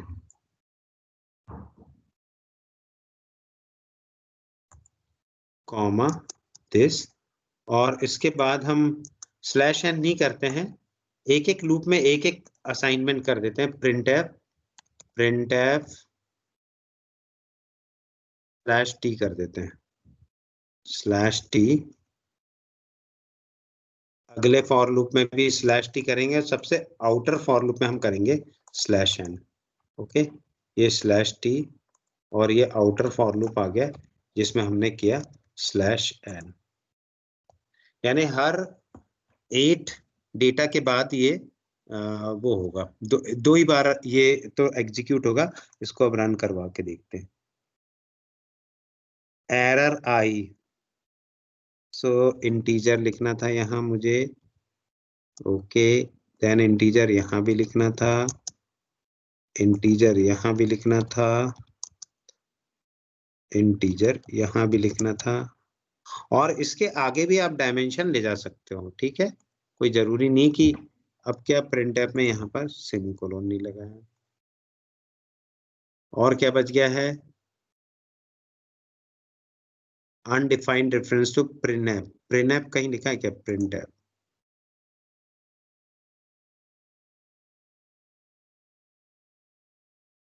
सो ये हमारा प्रोग्राम है जिसने 8 डेटा लिखा है। 8 की जगह हमको 4-4 में 4-4 के सेट बनाने हैं, तो हम क्या करेंगे, यहाँ पर जो सेकंड वाला लूप आ रहा है फर्स्ट और सेकंड के बाद, इस जगह पे ही हमको स्लैश एन लिखना पड़ेगा, और इसको हटा दो इस वाले प्रिंटफ को, तो ऑटोमेटिकली 4-4 में ये स्लैश एन आते जाएगा। ये देखिए 4-4 डेटा के बाद। So the value of, okay, slash T is still required. Inside पे हमको चाहिए स्लैश टी, बाकी अब मेरे ख्याल से कोई जरूरत नहीं है। यस,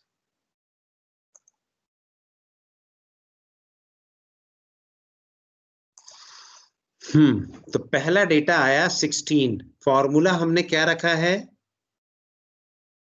जो भी फॉर्मूला रखा है उस फॉर्मूला के हिसाब से ये सारी वैल्यू निकल रही है।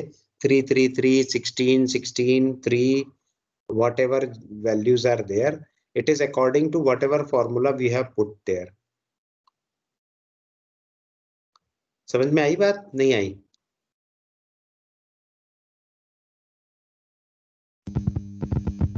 अब एक जगह पे एक बहुत बड़ी एरर हमसे हो गई है ना। वो एरर क्या हो गई है कि %d एवरीथिंग इज ओके,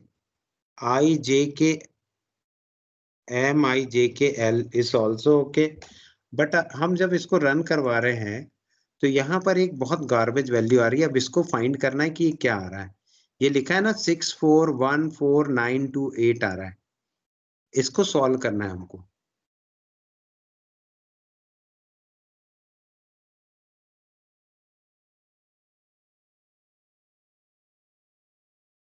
ये क्या है, प्रॉब्लम ये है कि I, J, K और L हमने नहीं लिखा है, इस वजह से ये प्रॉब्लम आ रही है। IJKL लिख देंगे, अब ये प्रॉब्लम दूर हट जाएगी। ये हर एक जगह पे कुछ गार्बेज वैल्यू आ रही थी, अब गार्बेज वैल्यू नहीं आएगी।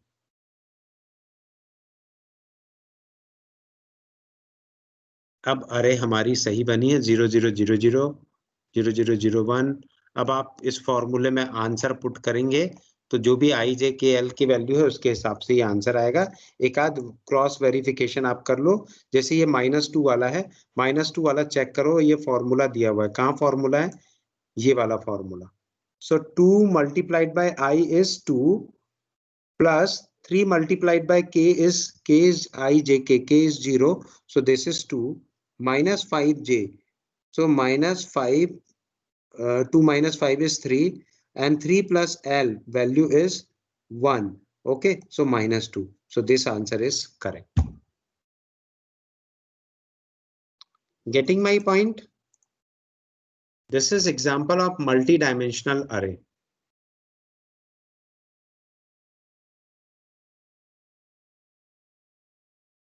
हो जाएगा सभी से हम मल्टी डायमेंशनल अरे भी?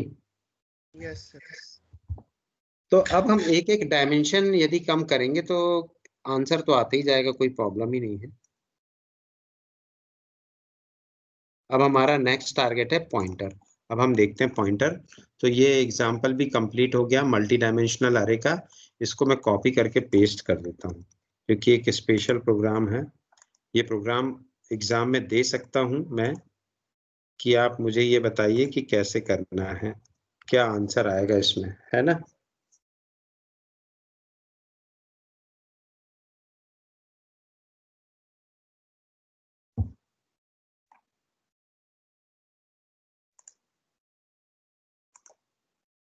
Pointer arithmetic.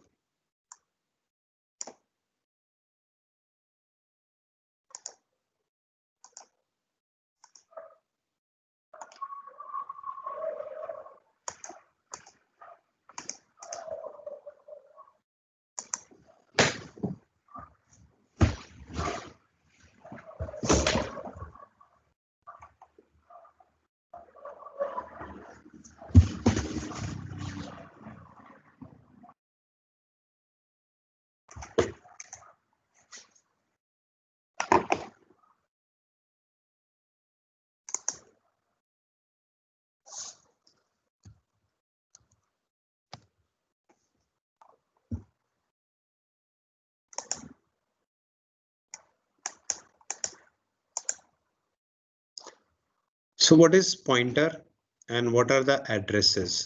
तो ये जब हम स्कैन करते हैं तो एड्रेसेस स्कैन करते हैं, okay. And if you want to print this using ampersand then it will print the address. C pointer क्या है? पॉइंटर वेरिएबल है।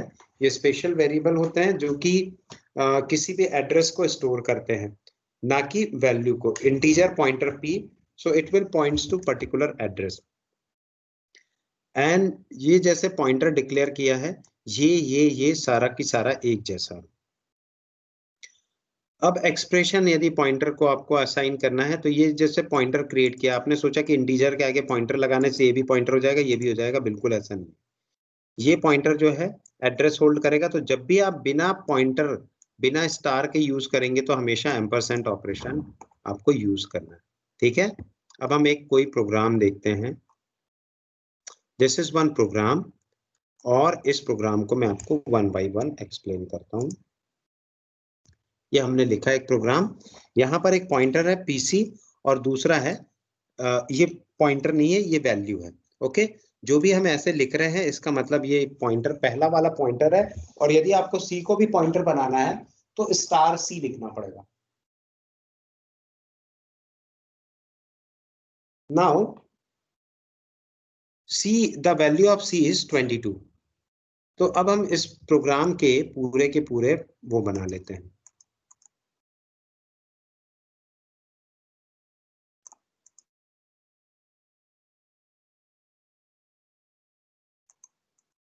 ये हम एक एक स्टेप चेक करेंगे कि क्या हो रहा है। ये पहले तो प्रोग्राम रन हो गया, आपको पूरा आउटपुट दे दिया, एड्रेस भी दे दिया, सारी चीजें दे दी। मेरे ख्याल से एड्रेस हमने %u लिखा है क्या? एड्रेस %p में लिखा है। Good, very good.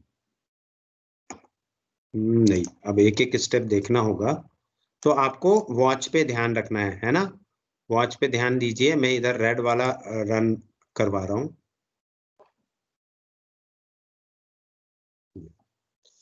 वॉच में अभी देखिए पीसी ने कोई एक रैंडम एड्रेस को रखा हुआ है। जब क्रॉस लग जाता है तो वो एक रैंडम एड्रेस को रखेगा, एक पॉइंटर है ये बता रहा है। और सी ने होल्ड किया हुआ है 0। अब हम इसके बाद नेक्स्ट स्टेप जाते हैं। नेक्स्ट स्टेप गए तो इसने क्या होल्ड कर लिया? सी की वैल्यू 22।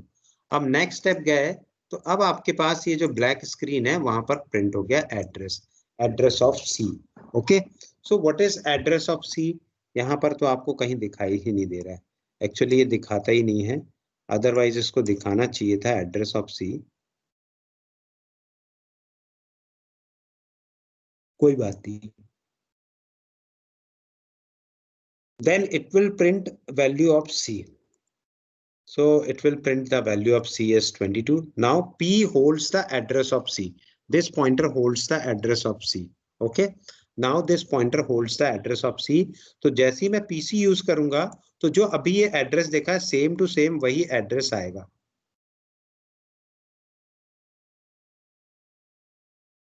आया सेम टू सेम वही address. Address of pointer is, address of pointer is also, address of pointer means pointer किसको एड्रेस कर रहा है। एड्रेस ऑफ पॉइंटर गलत लिखा है, पर चलो कोई बात नहीं। नाउ द वैल्यू, अब मैंने स्टार पीसी लिखा तो स्टार पीसी हमेशा मुझे वही वैल्यू देगा, ये एड्रेस देगा। अब सी की वैल्यू मैंने 11 लिख दी है तो ये पीसी जो है एड्रेस तो सेम देगा, लेकिन जो पीसी स्टार पीसी की वैल्यू है वो चेंज कर देगा।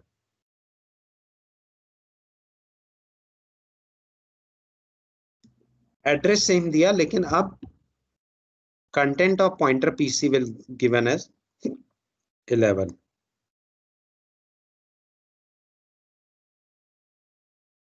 Next.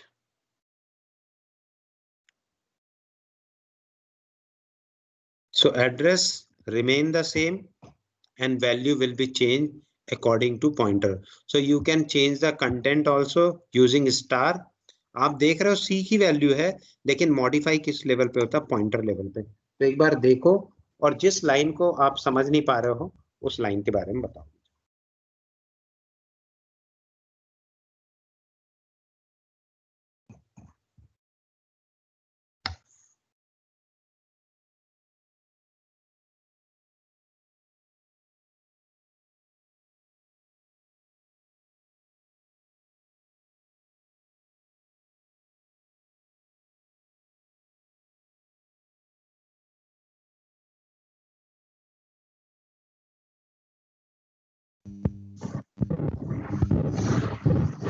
यस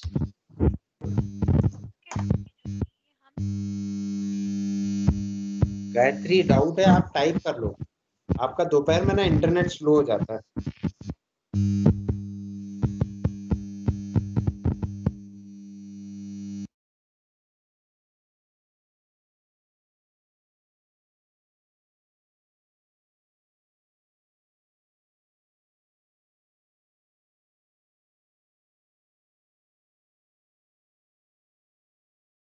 हो गया?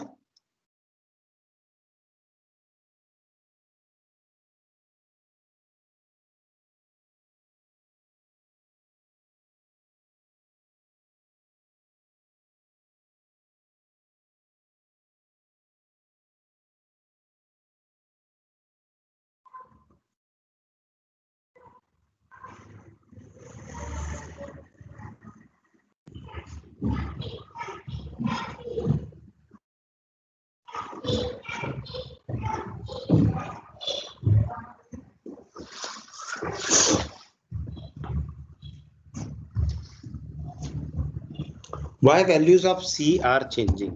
Okay, तो देखिए मैं आपको बता रहा हूँ, यहाँ से एक व्हाइट बोर्ड ले लेता हूँ या पावर पॉइंट ले लेता हूँ।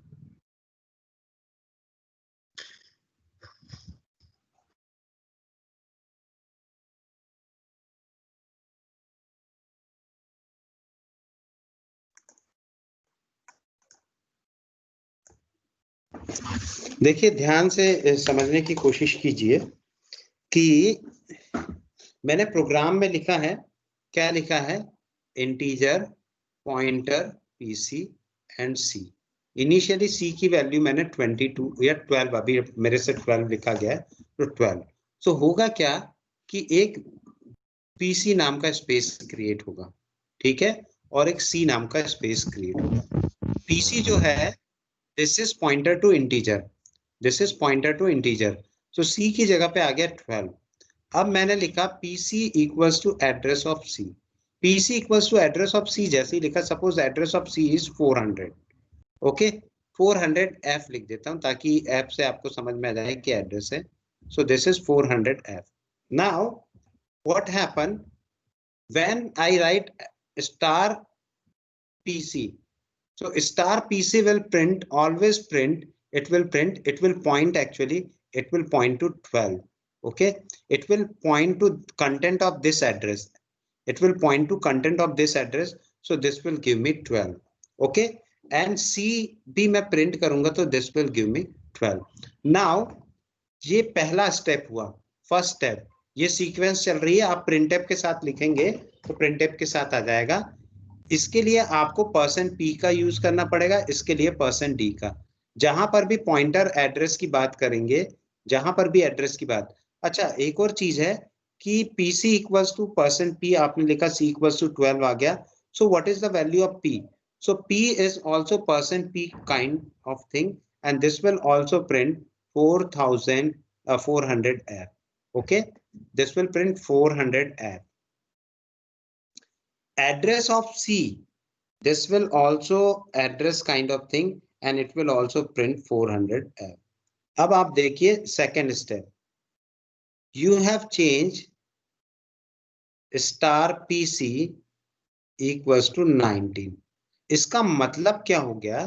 इसका मतलब ये हुआ कि यहाँ पर तो 400 लिखा ही हुआ है, यहाँ पर 400 लिखा हुआ है, यहाँ जो सी में 12 लिखा हुआ था, यहाँ जो सी में 12 लिखा हुआ था, जैसे ही मैंने स्टार पीसी लिखा, स्टार पीसी लिखने के बाद ये जो पॉइंटर जिसको पॉइंट कर रहा है उस जगह पे इसको मॉडिफाई करके 19 कर देगा। अब यदि मैं एड्रेस ऑफ सी लिखता हूं, address of C is also equals to PC, okay, both will give me the same answer and that is 400 है।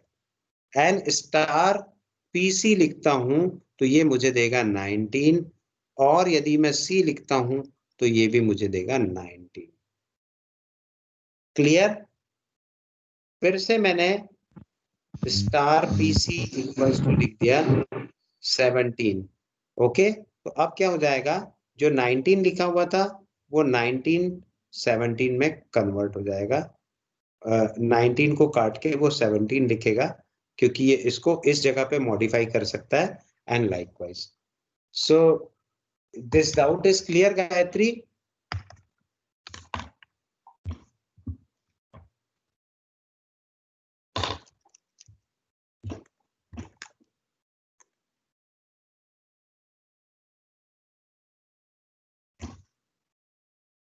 Okay fine.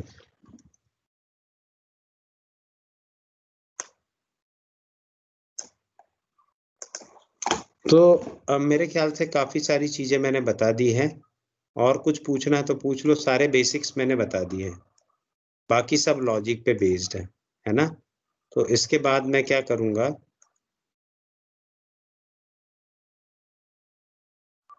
सर सर वो पॉइंटर स्पेसिफायर होता है percentage P sir, percent P. तो जब भी आप एड्रेस एक्सेस करोगे तो परसेंट पी से करोगे। Okay sir. अच्छा, percent point is address modifier, percent P okay is sir. Address modifier. और सर जब ओके, स्टार पीसी करेंगे तब तो परसेंट डी होगा ना सर? हाँ, स्टार मतलब वैल्यू, किस वैल्यू को वो पॉइंट करके दिखाएगा। Yes sir.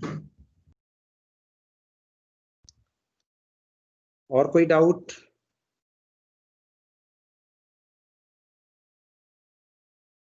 तो अब मैं एक काम करता हूं, अब आप लोगों के लिए असाइनमेंट दे देता हूं कि आप लोगों को एक फंक्शन बनाना है साइन सीरीज का, ठीक है? और उस साइन सीरीज के फंक्शन में पावर भी लगता है, फैक्टोरियल भी लगता है। तो आपको एक स्ट्रक्चर बनानी है, उस स्ट्रक्चर का नाम होगा इनपुट, ओके। और इन अंडरस्कोर साइन आप उस स्ट्रक्चर का नाम रख लो, क्योंकि साइन सीरीज कहां से कहां तक रहती है? साइन सीरीज रहती है किसी एक्स वैल्यू के लिए, और उसका प्रिसीजन रहता है next number x comma n लिखने पर, जो आपका। तो आपको एक स्ट्रक्चर बनानी है जिसमें आप लिखोगे इंटीजर एक्स और दूसरा रहेगा इंटीजर पी। तो सबसे पहले आप लोग एक स्ट्रक्चर बना के यहाँ पेस्ट करो साइन का।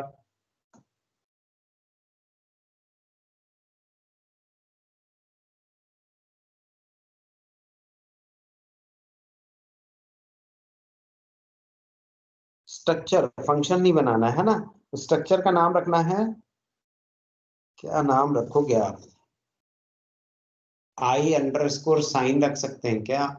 रख लो I underscore, input underscore sine रखो, स्ट्रक्ट इनपुट अंडरस्कोर साइन, और वहां पर एक्स और N, X to the power N लिखते हैं ना, साइन एक्स कॉमा एन।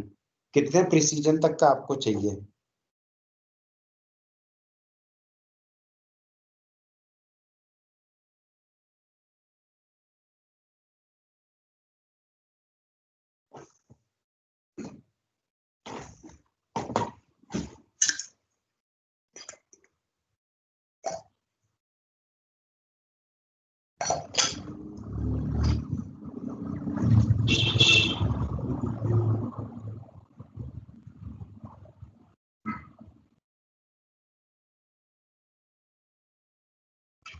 बन गया?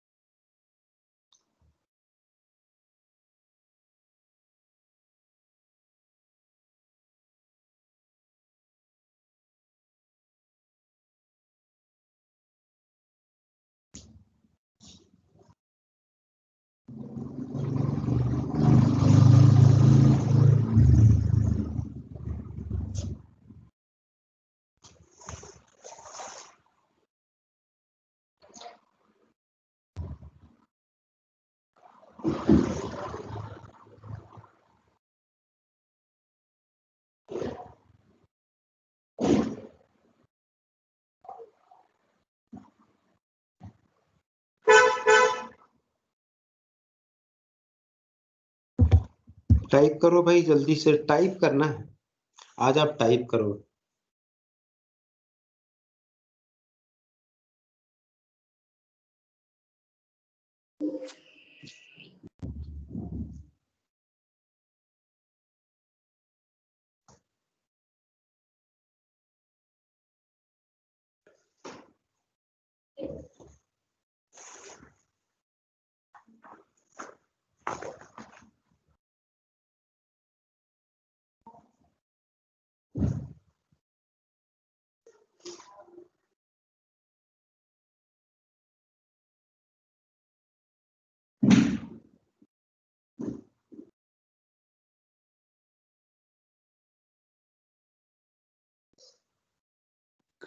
सर फैक्टोरियल और किसके लिए? क्या क्वेश्चन है? सर आपने बोला ना साइन एक्स का वो बनाना है, तो फैक्टोरियल और एक और बोला था आपने। फैक्टोरियल और पावर फंक्शन लगेगा, लेकिन पहले स्ट्रक्चर टाइप करके भेजो। मेरे ये कहा है वो 4 लाइन की स्ट्रक्चर टाइप करो पहले।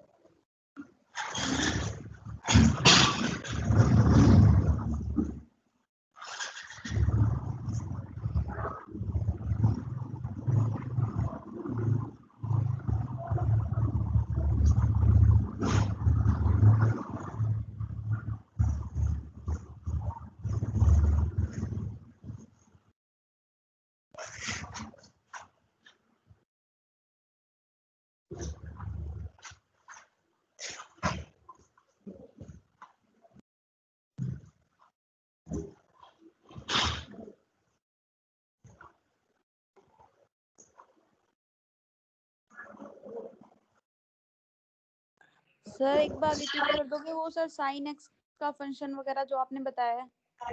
साइन में आपको एक्स चाहिए और प्रिसीजन चाहिए। साइन सीरीज में एक्स और प्रिसीजन चाहिए।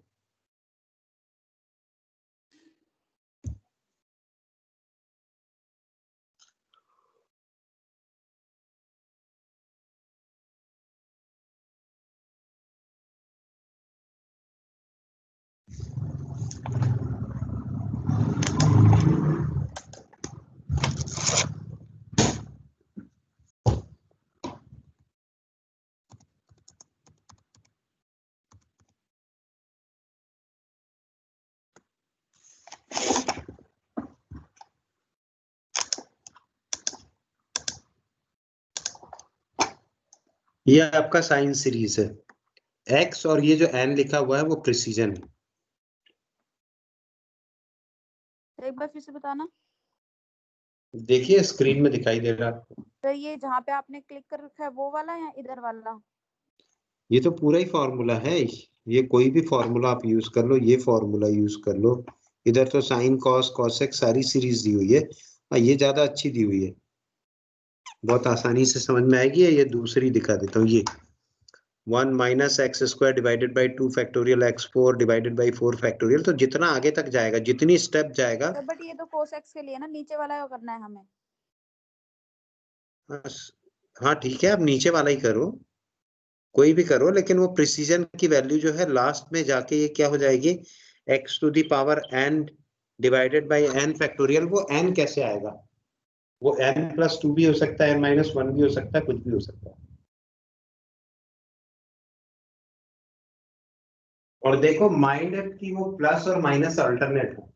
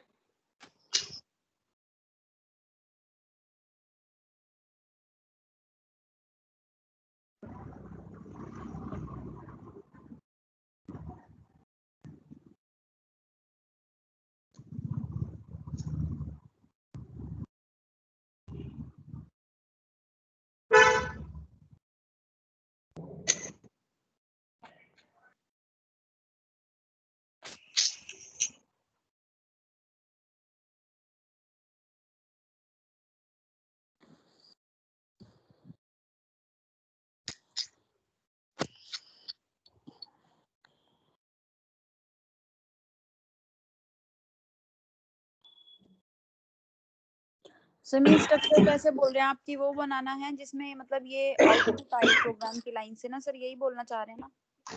क्या चीज? सर आपने बोला कि 4 लाइन का स्ट्रक्चर बनाना है, हम्म, तो सर वो वही ना जो प्रोग्राम की लाइन वो वाली जिसमें ये आउटपुट आए। ये चाहिए मुझे, इस टाइप का एक स्ट्रक्चर चाहिए। तो किस टाइप का?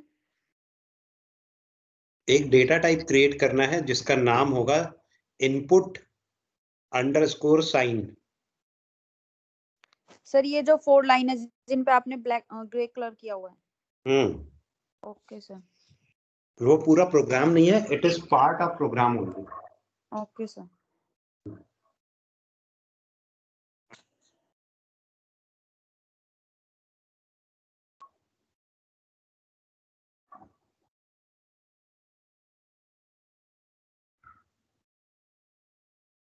असाइनमेंट जल्दी से सबमिट कर देना है ना? Yes sir. आज सोनम नहीं आई है क्या? सर हम सोनम ही बोल रहे हैं तब से।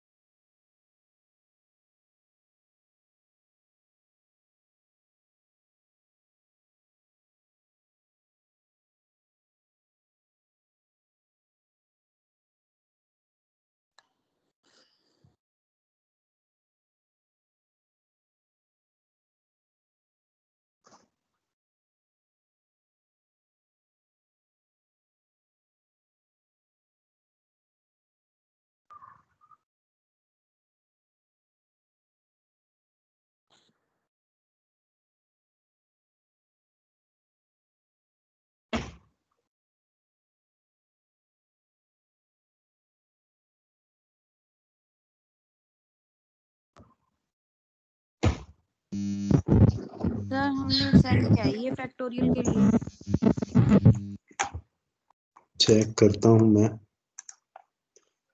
stdio लिख के आप अपना क्यों एफर्ट वेस्ट करते हो?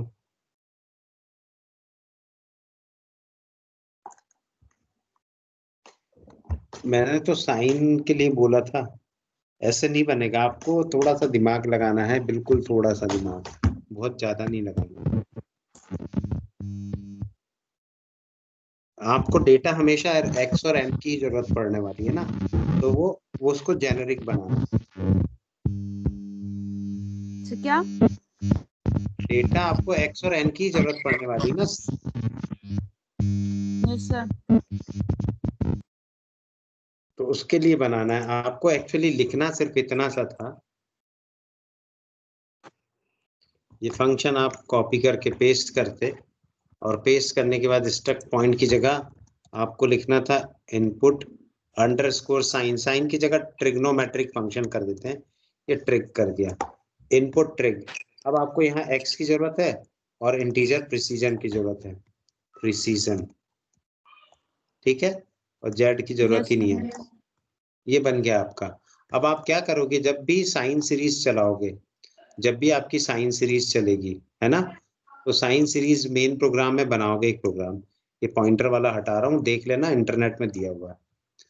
तो आपकी जो साइन सीरीज बनने वाली है, वो साइन सीरीज का मेन जो वो है रिटर्न टाइप है, वो फ्लोट है, कोई प्रॉब्लम ही नहीं है।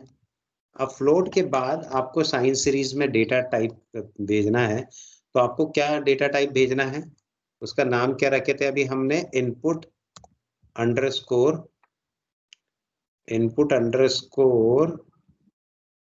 ट्रिग्नोमेट्रिक टाइप का हमने टी दे दिया, ठीक है, एक इनपुट दिया।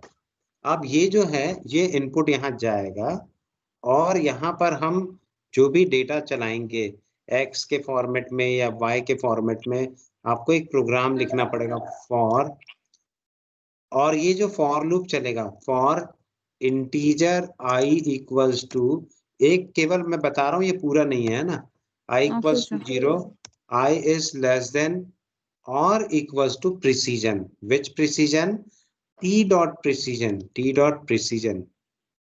ये टी डॉट की क्यों नहीं ले रहा है, सेव करना पड़ेगा।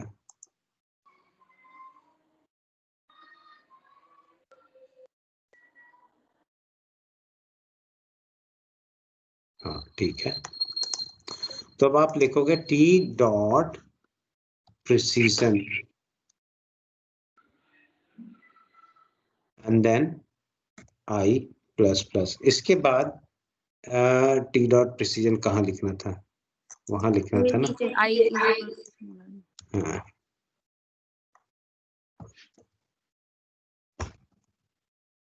ये हो गया, ठीक है। अब आप सोचो, ये इस तरह से स्ट्रक्चर चलेगी बस। इसके बाद ना एक और इम्पोर्टेंट बात है कि स्ट्रक्चर के अंदर भी स्ट्रक्चर चला सकते हो, कोई जरूरी नहीं है, मतलब टी डॉट क्यू डॉट ऐसे भी चला सकते हो। तो वो तो आप देखना, नहीं समझ में आएगा तो बताऊंगा मैं, ठीक है। और ये इस तरह से फॉर लूप चलेगा। इसके बाद आपका जो एडिशन का वैल्यू है, सम इक्वल्स टू 0 लिखोगे यहाँ पर, float sum equals to 0, float sum equals to 0 लिख दोगे, सम इक्वल्स टू 0.0 लिखोगे। और इसके बाद आप यहाँ पर क्या करने वाले हो, ये जो फॉर लूप चलेगा उसमें ऊपर और नीचे कुछ पावर चलेगी, कोई फंक्शन चलेगा, और वो मल्टीप्लाइड के फॉर्मेट में आएगा। तो सम प्लस इक्वल्स टू आप लिखोगे -1, okay, -1 to the power, -1 to the power, okay. तो पावर फंक्शन आपको लिखना है ये, सम इक्वल्स टू पावर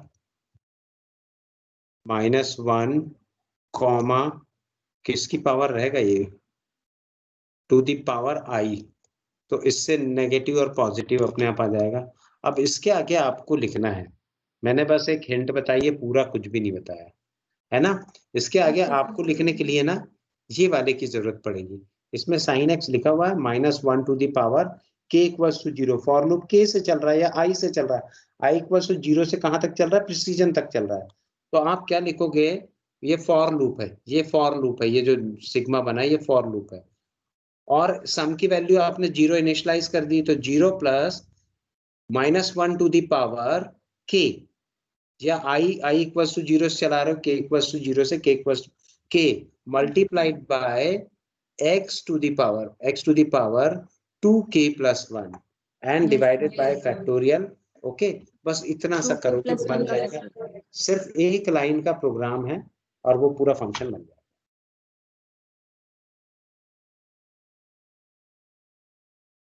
आई समझ बात? Yes sir. ठीक है, तो आज के लिए तो इतना सफिशिएंट है, आप बना के रखो, कोशिश करो, क्योंकि आप कोशिश करोगे तो जरूर बना लोगे, और देख देख के कोशिश करो, इधर उधर सब समझने की कोशिश करो तो हो जाएगा। ठीक है, और नेक्स्ट वीक हम एक और लैब लेंगे यदि आप लोग बोलोगे तो, और उसके बाद फिर तो आप लोगों की छुट्टी लग जाएगी, है ना। तो थैंक यू वेरी मच।